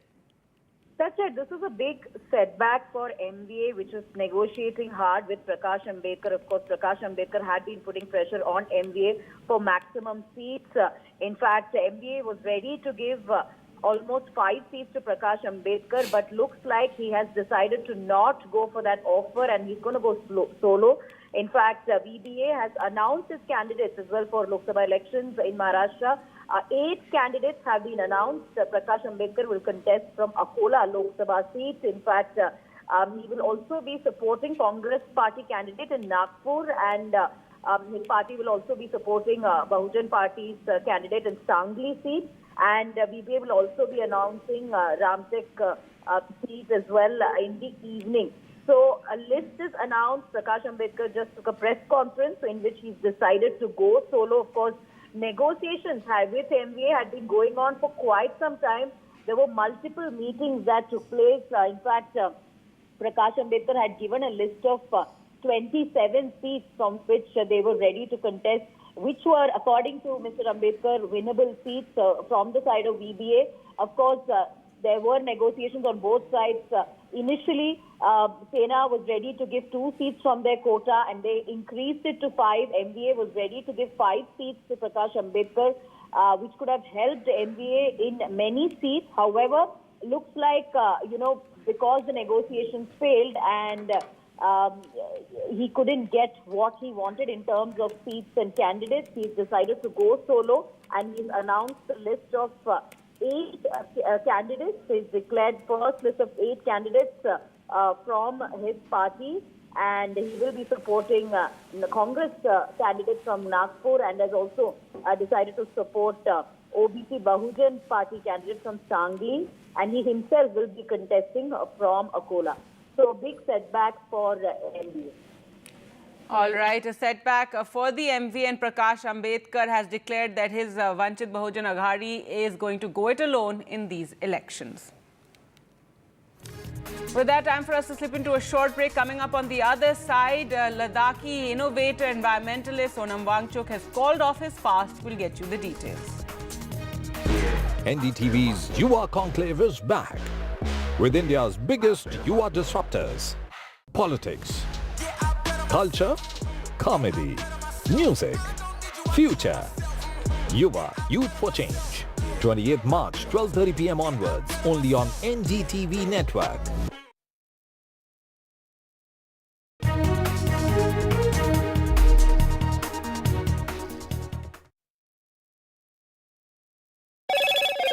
Hello, Moto. Motorola, India's best 5G smartphone brand.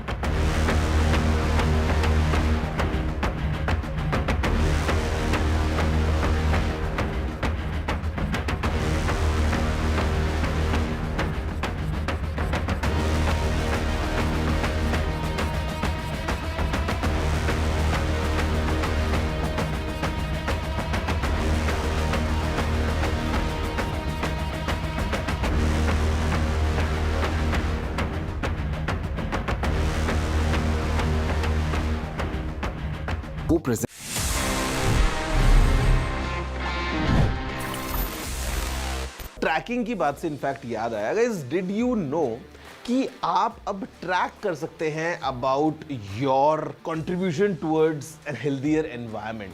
Because अगर आप Uber use करते हैं तो I am sure आपको अभी पता होगा कि उसमें देयर इज एन ऑप्शन कि आप इलेक्ट्रिक व्हीकल्स को बुक कर सकते हैं if you prefer going sustainable. लेकिन अब यहाँ पे एक ऑप्शन आ गया है जहाँ पे आपको ऊबर दिखाता है कि आप क्या सेव कर रहे हैं कंपेयर टू अगर आप एक नॉर्मल व्हीकल में जाते हैं तो आप कितने कार्बन एमिशंस होने से रोक रहे हैं, और वो आपको दिखाता है in form of trees being planted. तो कहीं ना कहीं ये एक अच्छी चीज़ है जहाँ पे you can keep track of your your contribution, कि आप अपने डेली हैबिट्स में जब आप सुबह ऑफिस के लिए ऊबर ले रहे हैं, जब आप शाम को कहीं बाहर जा रहे हैं, अगर आप एक ईवी यूज़ करते हैं, so how much essentially are you contributing towards the environment. This service is live now in multiple Indian cities. तो next time you book an Uber, I would request कि अगर आप एक इलेक्ट्रिक व्हीकल यूज़ करते हैं, it will kind of contribute towards the environment, or you can clearly track in form of number of trees being planted. So I'm sure normally we friends sometimes we see each other's Uber ratings कि किसको कितने star मिले हैं, किसी की कितनी rating है। तो I'm sure going next this could be a thing that we all might track कि अच्छा मैंने कितने trees को plant किया by going electric, या कौन आगे जीत रहा है। It's a nice thing. Did you know this? If yes, amazing. If no, please let me know. You know the address. It's tg@ndtv.com.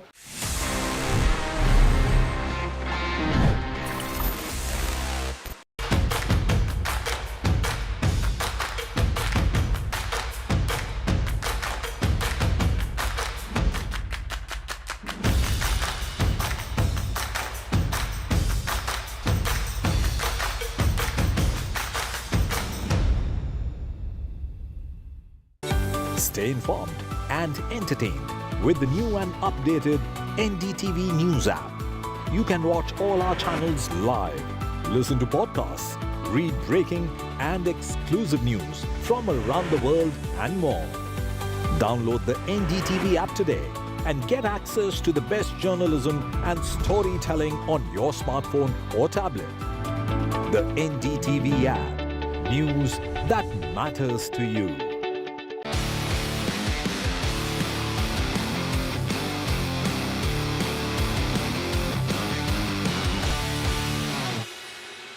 Welcome to NDTV Auto. I'm here in Jaipur for Volkswagen brand conference and they have made a slew of announcements here. Let's talk more about them with Mr. Ashish Gupta, brand director, Volkswagen India. You know, you have again changed the lineup of Taygun. What was the purpose behind it, and will that make things simpler for people? No, I think, the endeavor has been, and if I take you back 2 years when we introduced the Taygun, we introduced it on two-line structure, the dynamic line, which was basically based on the 1 liter, and the performance line, which was based on the 1.5 liter.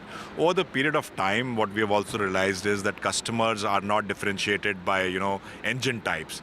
Customers are more and more moving towards style differentiation. What kind of a style appeals to me and what kind of a style does not appeal to me or appeals to another set of customers.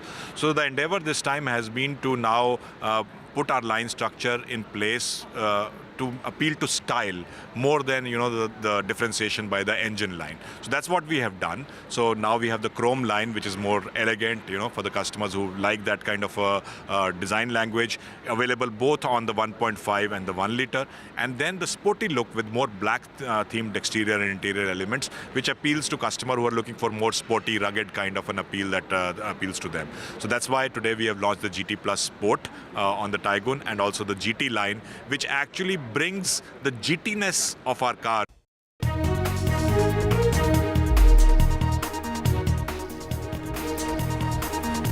Welcome back. Now an exclusive interview and meet the BJP's key man in Kerala. Surendran, who is the Kerala BJP president, has been fielded against Rahul Gandhi in Wayanad. Mr. Surendran, the CPI has also fielded a candidate in Wayanad. So it's not really an India bloc candidate versus the BJP. What is your arithmetic? One point I would like to share with you that Madam Ani Raja is also a big leader. Lot of responsibility in all these states. She is traveling all over India. Rahul Gandhi ji all over India, even abroad also is traveling. Wayanad people actually wanted a local MP. I am from here. I am the local man. Both Rahul Gandhi ji and Ani Raja ji, they are in tourist visa. I have permanent visa in Wayanad. I will work for the people of Wayanad, will stay with them, will share their problems, will solve their problems, because I am the soldier of Narendra Modi. मैं मोदी की सिपाही हूँ. मोदी है तो मुमकिन है. I can do everything for the Wayanad people. So last time election, how much vote we got? Last time election, how much vote Rahul Gandhi got is not a question. Politics is different. See, Amethi constituency, how many decades Nehru family in their own hand, and what happened to Amethi now? So लोग अमेठी के लोग पिछले बार जो किया वही करेंगे वायनाड के लोग इस बार. This is my confidence, and the people of Wayanad is thinking like that. But BJP has been trying very hard, of course, to make inroads in Kerala, but you've got little success. Why do you think 2024 will be different from what it was in 2014 or 2019 or even the assembly elections which have happened in the last 10 years? See, I lost in Manjeshwaram assembly for 89 votes, sirf 89 votes. I lost Pathanamthitta Lok Sabha seat for 40,000 votes. No, we are the third front in Kerala. But see, now the Narendra Modi ji's acceptance and approval is growing day by day in Kerala. You see the ground reality. Today, my launching day in Calcutta. I just came today by 2 p.m. You see the crowd, how much crowd in Wayanadu were there to receive me. No, I am sure that this is not the crowd for me. It is the crowd for Narendra Modi. So people trust is growing day by day regarding Narendra Modi ji. People know that Modi guarantee will be the main election point in Kerala this time. We will win many seats this time. Wayanadu will be there, one of them in that seat. After surviving on salt and water for 21 days, noted climate activist, education reformer and innovator Sonam Wangchuk ended his hunger strike to press for statehood for the Ladakh and protection of the fragile Himalayan ecology, but insisted this was only the end of phase 1 and that his fight would continue. When he had begun his fast on the 6th of March, the reformer, whose life had inspired the character in the 2009 film Three Idiots, had said he would continue it for 21 days and that it could be extendable till death. नमस्कार और सलाम। आज मेरा 21वां दिन का अनशन खत्म हो रहा है और ये आंदोलन जारी रहेगा, मगर उम्मीद मेरी ज़्यादा ये है कि इतना सब हमें करने की ज़रूरत नहीं पड़ेगी और इससे पहले ही हम उम्मीद करते हैं और विनती करते हैं कि सरकार हमारी आवाज़ सुने, सरकार लोकतंत्र की आवाज़ सुने, क्योंकि 3 लाख लोगों में से अगर 60-70 हज़ार लोग पैदल चल के आते हैं तो वो जमहूरियत में तो सबसे बड़ी आवाज़ है। News now on the Baltimore bridge collapse, and the Coast Guard has ended the search and rescue operation for 6 people who were on the Francis Scott Key Bridge in Baltimore when it collapsed. The Maryland governor said that it was a heartbreaking conclusion after the Coast Guard ended the search and rescue operation for the 6 people who were missing. The collapse took place after a massive container ship lost power early on Tuesday and crashed into the bridge, sending people and vehicles into the river. Maryland's governor said ahead of the collision, the crew notified officials with a mayday call that allowed authorities to stop traffic before impact and likely saved numerous lives. And so this evening at about 7:30, we are going to suspend the active search and rescue efforts. Coast Guard's not going away. None of our partners are going away, but we're just going to transition to a different phase. U.S. President Joe Biden also spoke on the Baltimore accident, saying there's no indication that it was an intentional act. Everything so far indicates that this was a terrible accident. At this time, we have no other indication, no other reason to believe there's any intentional act here. Personnel on board the ship were able to alert the Maryland Department of Transportation that they had lost control of their vessel, as you all know and reported. As a result, local authorities were able to close the bridge to traffic before the bridge was struck, which undoubtedly saved lives. All right, let's go across to Vishal now for more. So Vishal, search and rescue has been called off and 6 people remain missing. Also, what of the Indian crew, the 22 member crew on board that ship was all Indian? That is right, Gargi. So 22 crew members, they were all Indians there. But the point to be noted here is that the 2 local pilots who guided the ship through the choppy waters, so they were not Indians, they were from Baltimore. They tried their best to take the ship out of the way of the bridge, but that could not happen because the bridge was out of power for a while. There was also a generator, they could not power that up. So in his speech, in his remarks, Biden has said that he sort of praised the Indian sailors. He said that because of the mayday issued by the Indian crew, the authorities on ground could close the bridge, and so the casualties are much less in number. I mean, the 6 bodies are yet to be found. 6 people are still missing. So it remains to be seen how long it takes before the bodies are found. As we speak, divers are searching for the bodies. The rescue operations have been called off, but in the next few hours, the authorities will conduct a thorough mapping of the whole area. Then we'll probably get to know about the location of the bodies. All right, Vishal, thanks so much for joining us with those details. And with that, we'll slip into a short break. More news and updates on the other side with Rishika. Stay tuned.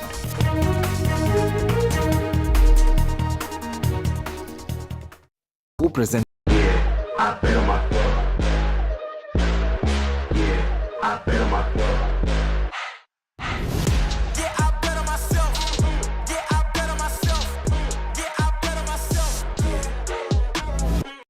A debate has many facets, perhaps no one right answer. Left, right, and center. Conversations that get to the core of the debate.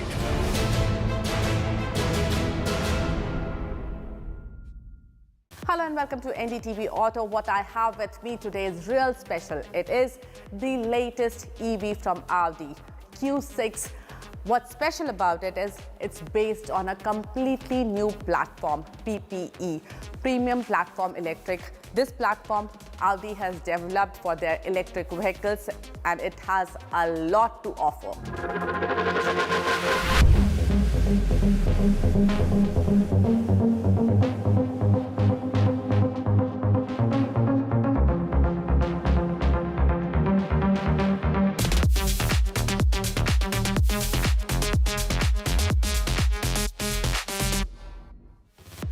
Company says the new platform PPE helps Audi Q6 e-tron achieve 30% less energy consumption with 33% better system performance. With the Q6, Audi is also introducing its electronic architecture E3 1.2, which allows customers to experience digitalization directly in the vehicle, making Audi Q6 e-tron a truly tech marvel. So here it is, all that you need to know about Q6 e-tron. Audi Q6 e-tron is the upcoming EV from Audi's stable and is expected to come to Indian shores by the end of this year. International launch is expected in second half of this year. It is a 4.7-meter SUV which will occupy the space between Q4 and Q8 e-tron. It will come in two variants, Q6 e-tron Quattro and the more powerful SQ6 e-tron. What we have today with us is the S variant. What I want to show you, the first in the look of Audi Q6 are these DRLs. They are matrix LED DRLs with active signature. That means you can change the pattern that gets projected from these DRLs, and they also move while the car is on the move. That means you can actually have an active DRL. And I believe this feature is the highlight of Audi's upcoming baby. Up front is the grille. Now what I want to show you is this single frame grille.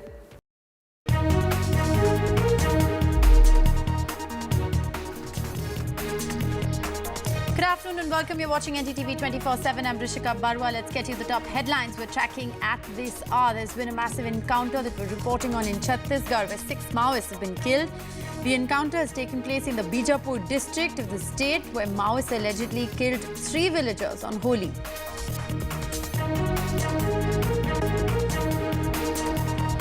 And well, the battle 2024 heating up. It's the last day of nominations for phase 1 of the Lok Sabha polls. Union Minister Nitin Gadkari filed his nomination from Nagpur amid a massive show of strength by roadshow. Tamil Nadu BJP President Annamalai filed nominations as well. DMK leader Dayanidhi Maran filed papers from Chennai. And Arvind Kejriwal has moved the High Court against his arrest. The hearing is currently underway. The Enforcement Directorate has sought 3 weeks' time for a detailed reply. Kejriwal's plea states that these are just dealing tactics by the ED. Meanwhile, a fiery session underway in the Delhi Assembly. This is the first session after Chief Minister Arvind Kejriwal's arrest. The Delhi BJP chief has demanded a probe into Chief Minister Arvind Kejriwal's orders from jail. Says all these orders need to be looked at. And in Maharashtra, Prakash Ambedkar has decided to go it solo in the elections. The VBA has declared its first list of candidates for the upcoming elections. While Prakash Ambedkar himself will be contesting from Akola, they've decided to support the Congress candidate in Nagpur. NIA raids in Karnataka and Tamil Nadu in connection with the Bengaluru Rameshwaram Cafe blast case.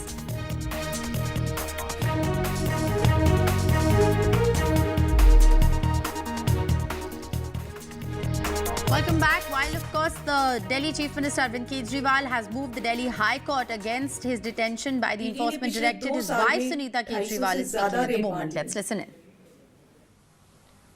वो इस so called शराब घोटाले का पैसा ढूंढ रहे हैं। अभी तक किसी भी रेड में एक पैसा नहीं मिला। मनीष जी के यहाँ रेड मारी, संजय सिंह जी के यहाँ रेड मारी, सत्येंद्र जैन जी की यहाँ रेड मारी, एक भी पैसा नहीं मिला। हमारे यहाँ रेड मारी, मात्र 73,000 रुपए मिले। तो वो इस सो कॉल्ड शराब घोटाले का पैसा है कहां? अरविंद जी ने कहा है कि इसका खुलासा वे 28 मार्च को कोर्ट के सामने करेंगे। सारे देश को सच सच बताएंगे कि इस सो कॉल्ड शराब घोटाले का पैसा है कहां। उसका सबूत भी देंगे। अरविंद जी बहुत सच्चे, देशभक्त, निडर और साहसी व्यक्ति हैं। उनकी लंबी आयु, सेहत और सफलता की कामना करना। उन्होंने कहा है, मेरा शरीर जेल में है, लेकिन आत्मा आप सबके बीच है। आंखें बंद करो, मुझे अपने आसपास महसूस करोगे। जय Hind.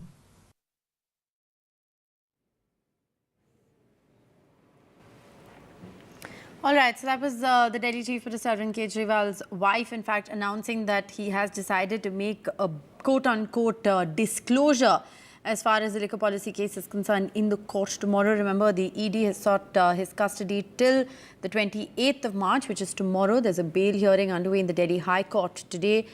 Chief Minister Arvind Kejriwal's wife there briefing the press regarding the fact that he is innocent. Of course, that's what his wife has maintained. She's questioned the agencies on the money trail as far as the liquor policy case is concerned, saying that there were raids that took place at Manish Sisodia's residence, at Sanjay Singh's residence and at Arvind Kejriwal's residence, but no money was found. Questioning the probe agency as to where is the money trail, on the basis of which the Aam Aadmi Party leaders are in the Enforcement Directorate custody. We're going to continue to track the details of the story very closely. Meanwhile, the other big news that we're tracking from Chhattisgarh, where an encounter is taking place between the police forces, security agencies, as well as the Maoists. News is coming in that there are at least 6 Maoists who are believed to have been killed in the encounter. The encounter is over, but the search operation in the area continues. Based on the input of what we're learning right now, these are the Maoists who allegedly killed 3 villagers in Basagoda on the day of Holi. After this killing, a joint team of the DRG, the CRPF, as well as Cobra personnel had in fact carried out an encounter in which 6 Maoists are believed to have died. मुठभेड़ में 6 नक्सलियों के शव बरामद हुए हैं। कुछ परसों जो 3 ग्रामीणों की हत्या नक्सलियों ने कर दी थी, उसी के सर्चिंग में टीम गई हुई थी और उस मुठभेड़ में 6 नक्सलियों के शव बरामद हुए हैं। ये कंफर्मेशन आ चुका है। Let's go right across to NDTV's Zulfikar joining us for the very latest. Zulfikar, what more information can you give us about this encounter? This encounter has been taken place at around 9 a.m. in the morning when the security forces advancing in Bijapur's Basagoda area. Meanwhile, fire occurred from the Maoist side and security forces retaliated and continuously firing from the security forces. So in this encounter, 6 Maoists has been killed till now, and security forces said that Deputy Commander Nagesh and his wife also has been killed in this encounter. And where the encounter took place, this place is where day before Holi, 3 villagers has been killed by the Maoist because of they were claimed they were informing the police of the Naxalites. So this incident took place in a Basagoda area, and police forces are saying that loss of the Maoist may increase, and we have to wait for that. After 6 dead bodies had recovered, and some Maoists had been seen in the ground zero wounded, and updated information may come after some time.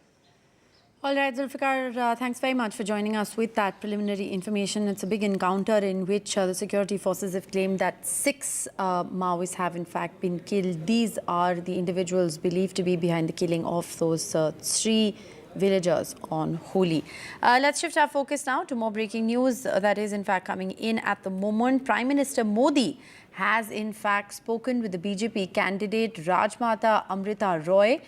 She is the candidate, remember, who is contesting against TMC's Mahua Moitra from the Krishnanagar constituency in West Bengal. The Prime Minister is believed to have spoken to the candidate personally, talking about how the BJP is committed to uprooting corruption. Strong message being sent out there. Vasudha joins us with the very latest. So, Vasudha, this is a very interesting piece of information coming in. Prime Minister Modi there personally phoning up the BJP's candidate who's taking on Mahua Moitra. Yes, Rishika. So, just a day after the Prime Minister called Rekha Patra, one of the Sandesh Thali victims, today he made a surprise call to Rajmata Amrita Roy. And remember, she's the contestant who is who's contesting against Mahua Moitra, the TMC MP, and also expelled MP, and also the TMC candidate for Krishnanagar. Mahua Moitra, was expelled from the parliament because of, on charges of illegal gratification. An ethics panel had found her guilty, prima facie guilty of wrongdoing when it comes to illegal gratification. She was found to be taking favors from a businessman. So if you look at the conversation, the Prime Minister has made it very clear. He's talking to Rajmata Amrita Roy. Amrita Roy is seen from the royal family of Krishnanagar. Krishnanagar still holds this very lavish annual Durga Puja in the Rajbhari. Krishna Chandra Roy was seen as somebody who was a social reformer, and this is something that the Prime Minister also talked about in his conversation with the Rajmata. And Amrita Roy basically talked about how there are allegations against even the royal family, saying that the royal family had supported Britishers and had gone against the, against the sentiments of people of Bengal. But in that conversation, the Prime Minister is making Amrita Roy understand that, TMC as part of the opposition will continue doing that, and it is a duty to fight for the right. And he has actually a lot of respect for the royal family of Krishnanagar. All of this is very symbolic because yesterday the Prime Minister made 2 important calls.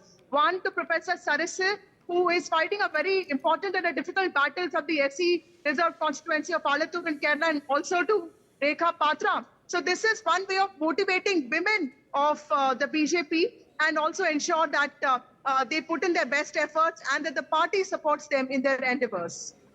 All right. And of course, Vasudha, very part of the carefully curated strategy of making these phone calls is also to make it publicly known that the Prime Minister has personally reached out to these candidates who are taking on heavyweights like Mahua Moitra, who is of course the sitting MP from Krishnanagar. Thanks very much for joining us with the very latest. We'll of course keep a close watch on all those political developments.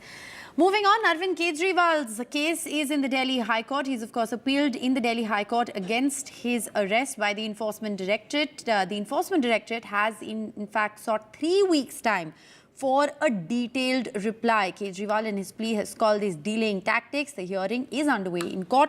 My colleague Aishwarya is joining us live from the Delhi High Court. He's been tracking closely the details of this story. So Aishwarya, break it down for us. What's the latest as far as the court hearing on Delhi Chief Minister's bail plea is concerned? Well, first it was Arvind Kejriwal who had filed the bail plea in the Delhi High Court, stating that this arrest is against the basic fundamental rights, and the arrest is completely illegal and politically motivated. It was early in the morning when Delhi High Court stated that it should be both the sides, ED and Arvind Kejriwal's counsel, that should get an appropriate time to file in reply. The Enforcement Directorate sought at least 3 weeks' time to file a reply in the case, to which it was opposed by Arvind Kejriwal's counsel, who was represented by Abhishek Manu Singhvi, stating that why this delay tactics, just because tomorrow is the ED custody which is ending, and today only the Delhi High Court should hear on the release of Arvind Kejriwal. The basic points here being raised by Phsukh Wangdu, who is representing Arvind Kejriwal in this case, stating that the Section 50 of PMLA was not followed. The statement was not recorded of Arvind Kejriwal. It was the direct arrest that was made, which is ultimately illegal according to the PMLA, and therefore the reason perhaps he should be granted urgent bail, to which it is the Enforcement Directorate who objected this, stating that all the compliances were done earlier before the arrest, and therefore the reason perhaps there were seizures of documents, and later the undersigned was the document was undersigned by Arvind Kejriwal, and all of the governing sections under which Arvind Kejriwal was arrested, he was informed prior to his arrest as well. It is Phsukh Wangdu who has also stated in the court that without any statements being recorded, Arvind Kejriwal was arrested. This is for the first time when any sitting chief minister was arrested, completely politically motivated, and therefore the reason perhaps he needs to be heard. The hearing is currently underway. Whether Arvind Kejriwal's plea, which says that he should get urgent relief from the Delhi High Court on the arrest made by Enforcement Directorate, that happens or not, is something that remains to be seen. But hearing continues in the Delhi High Court. All right. The hearing there continues in the Delhi High Court, and while there is a hearing underway in the Delhi High Court, there's high drama on the floor of the Delhi Assembly. The session today is the first after Chief Minister Kejriwal's arrest. Ahead of the session, the BJP, of course, had demanded a probe into Chief Minister's orders from jail. The Assembly session went off to a very fiery start, after which it has in fact been adjourned till Monday, is what we are learning now.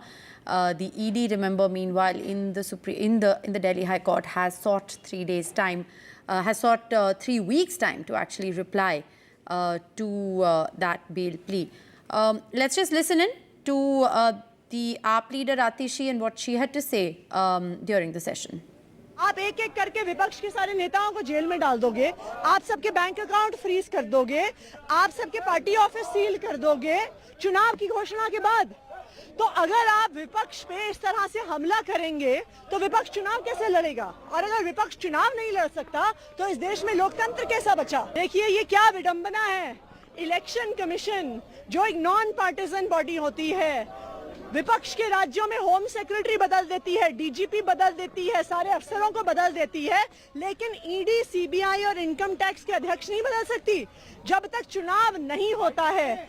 क्यों इन institutions के, क्यों इन agencies के अध्यक्ष नहीं बदले जाते जब ये साफ है कि इनको राजनीतिक तौर पर इस्तेमाल किया जा रहा है? सीधा सा साफ है, हमारी मांग है कि अरविंद केजरीवाल भ्रष्टाचारी हैं, उन्होंने चोरी की है, दिल्ली को लूटा है, उन्हें इस्तीफा देना चाहिए। आम आदमी पार्टी चोरों को बचाने का काम कर रही है, ये बुनियादी फ़र्क है दोनों में।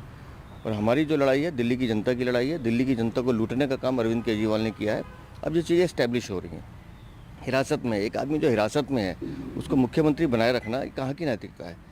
आम आदमी पार्टी को सोचना चाहिए और खुद उन्हें अरविंद केजरीवाल को त्यागपत्र देना चाहिए। दिल्ली की चिंता अगर 8-9 साल की होती तो अभी ये फर्जी लेटर निकालने की ज़रूरत नहीं पड़ती। All right, so the protest there continues with the Aam Aadmi Party leaders all dressed in yellow, in fact protesting outside the Delhi Assembly, and the BJP of course demanding a probe there into all of the orders that the Delhi Chief Minister is passing, sitting in jail. Remember, Arvind Kejriwal was arrested on the 21st of March in connection with the Delhi liquor policy case. His wife, addressing a press conference just a short while ago, has questioned where is the money on the basis of which the Delhi Chief Minister has in fact been arrested. This of course is the dramatic scenes at the Delhi Assembly while there is a hearing underway in the Delhi High Court on Arvind Kejriwal's bail petition. So far, the Enforcement Directorate has sought 3 weeks' time to file a detailed reply. And, the Arvind Kejriwal side, his lawyers, of course, have called this a delaying tactic. Let's go across to NDTV's Ishika. She's joining us live from outside of the Delhi Assembly. So, Ishika, what's happening where you are?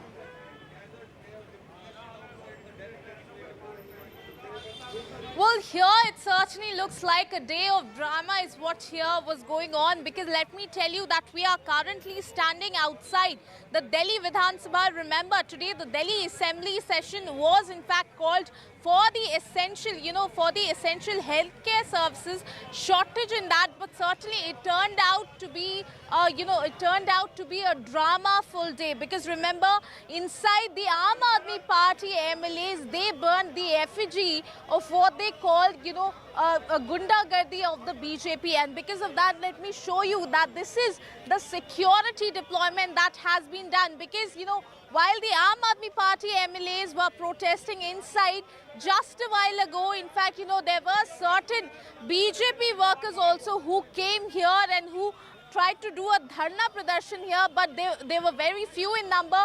All of them were detained, but you can certainly see because of that, now the security arrangements here have been tightened, the barricades have been put up, and you can clearly, in fact, I'll ask my cameraman to pan around and show you the heavy police deployment that now has been done, in fact, just outside the Delhi Assembly. So certainly, while the hearing continues, in the High Court for Arvind Kejriwal, whether or not will he get relief, that certainly remains to be seen.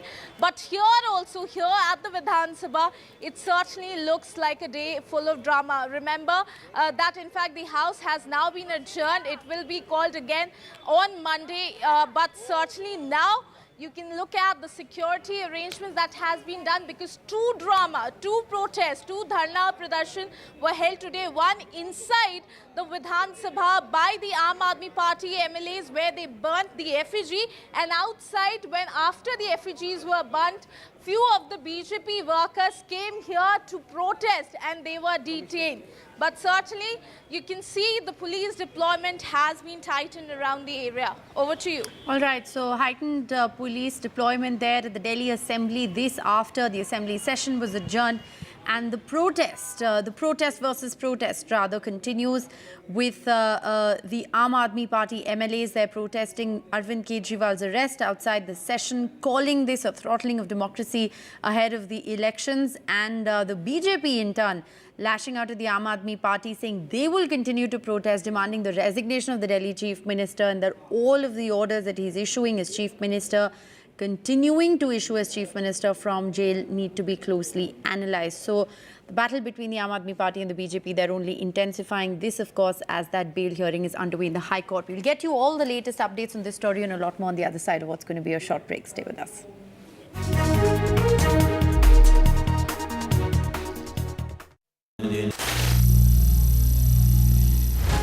Some people say the metaverse will only be virtual. One day this lecture hall will be made of code, and driverless cars would be trapped in intersections. But even in this maze of the future, you can't wish away health. It's time to become more resilient.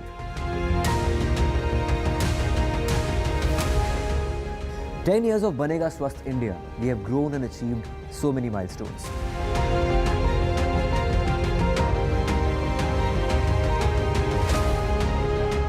And now I have a plan to beat the urgency, to stop breathing with difficulty, to relieve getting choked with inactivity.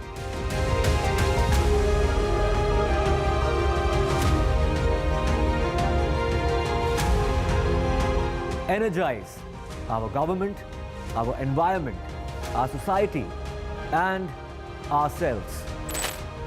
Everyone, everywhere, every day.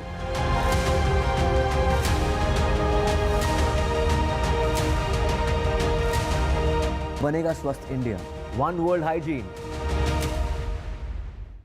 Chief Justice D.Y. Chandrachud, NDTV, big exclusive. We provide justice to common citizens, and there is no case which is too small even for the highest court of the nation. CGI का काम करने का अलग अंदाज. Sometimes I get emails even in the middle of the night, and I'm always available to answer those emails. 25 crore final judgments and orders. This data is available online. As on 29th February 2024, 3.09 crore cases have been heard on video conferencing mode. Chief Justice Chandrachud से जुड़ी अनसुनी बातें. 3:30 बजे सुबह मेरा दिन शुरू हो जाता है. My best friend, who is my wife, Kalpana, both of us are vegans. खबरों में आपका भरोसा. NDTV.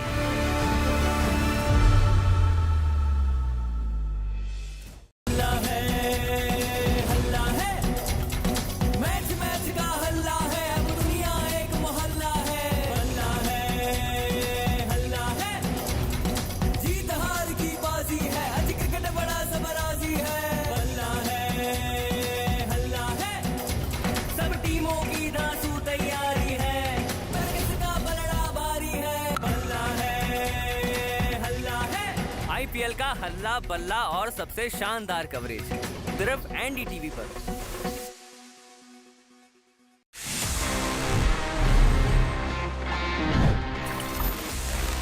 Friends, it's time now for my favorite section about this episode because हम हमेशा जब Q&A की बात करते हैं so ask TG is the thing जो मुझे बहुत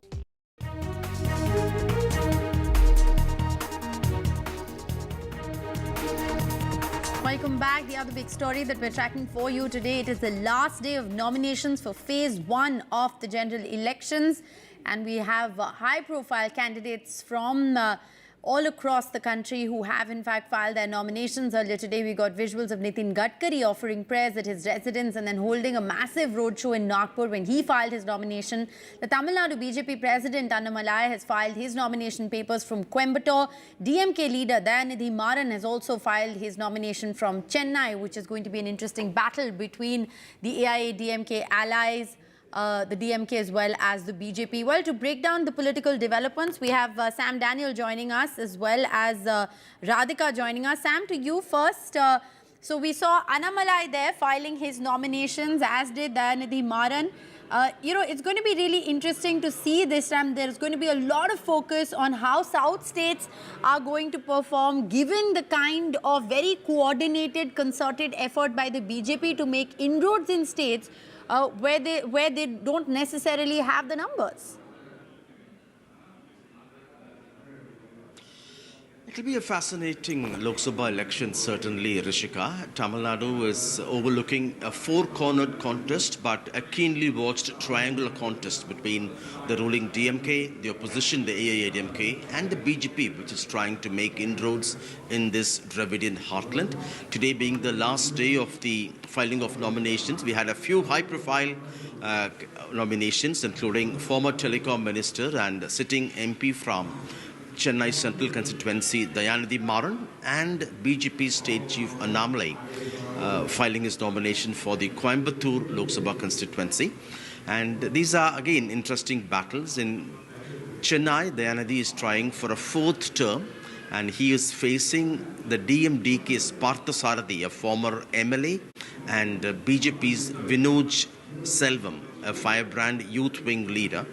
And increasingly, the battle has turned into a battle between the ruling DMK and the BJP because both the ruling DMK and the opposition, the AIA-DMK, are opposing BJP.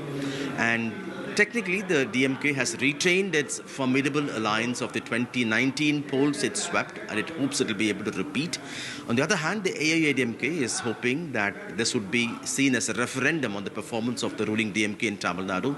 It feels there is severe anti-incumbency, which it will help, which will help for the party to win. And the BJP, which otherwise has a very negligible presence, tries to make a splash in this Dravidian heartland. Annamalai, the party's chief, who lost assembly polls last time, is now trying to make an entry to the parliament from the Coimbatore Lok Sabha seat, where comparatively the party has a stronger presence. The disadvantage for the BJP is that the AIA-DMK is no longer an ally and it has only smaller allies like the PMK. But the party hopes Prime Minister Modi's frequent visits to Tamil Nadu and Annamalai's recent Padayatra will help them to expand their present negligible footprint and possibly win some seats in the state as well. But the key fight will be between the ruling DMK and the AIA-DMK. Rishika. All right, well, it's going to be interesting to see how that battle plays out. Sam, thanks very much for joining us. But last day of phase 1 nominations, and we're also getting news at the moment from Uttar Pradesh, where Jitin Prasad has filed his nomination papers from Pilibhit. This is an interesting constituency to watch out for, given the fact that it has been Maneka Gandhi and Varun Gandhi's stronghold. Varun Gandhi, of course, has been denied a ticket from Pilibhit. He is a sitting member of parliament, and the BJP has given this ticket to Jitin Prasad, formerly with the Congress, who joined the BJP ahead of the UP elections. Well, we'll watch out for all the latest political action. Short break here. More news on the other side.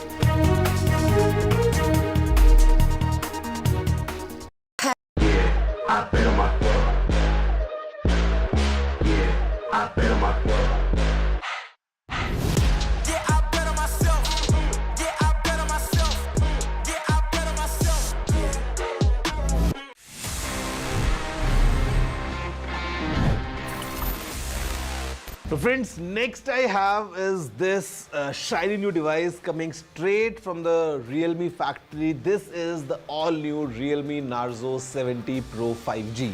और मैं shiny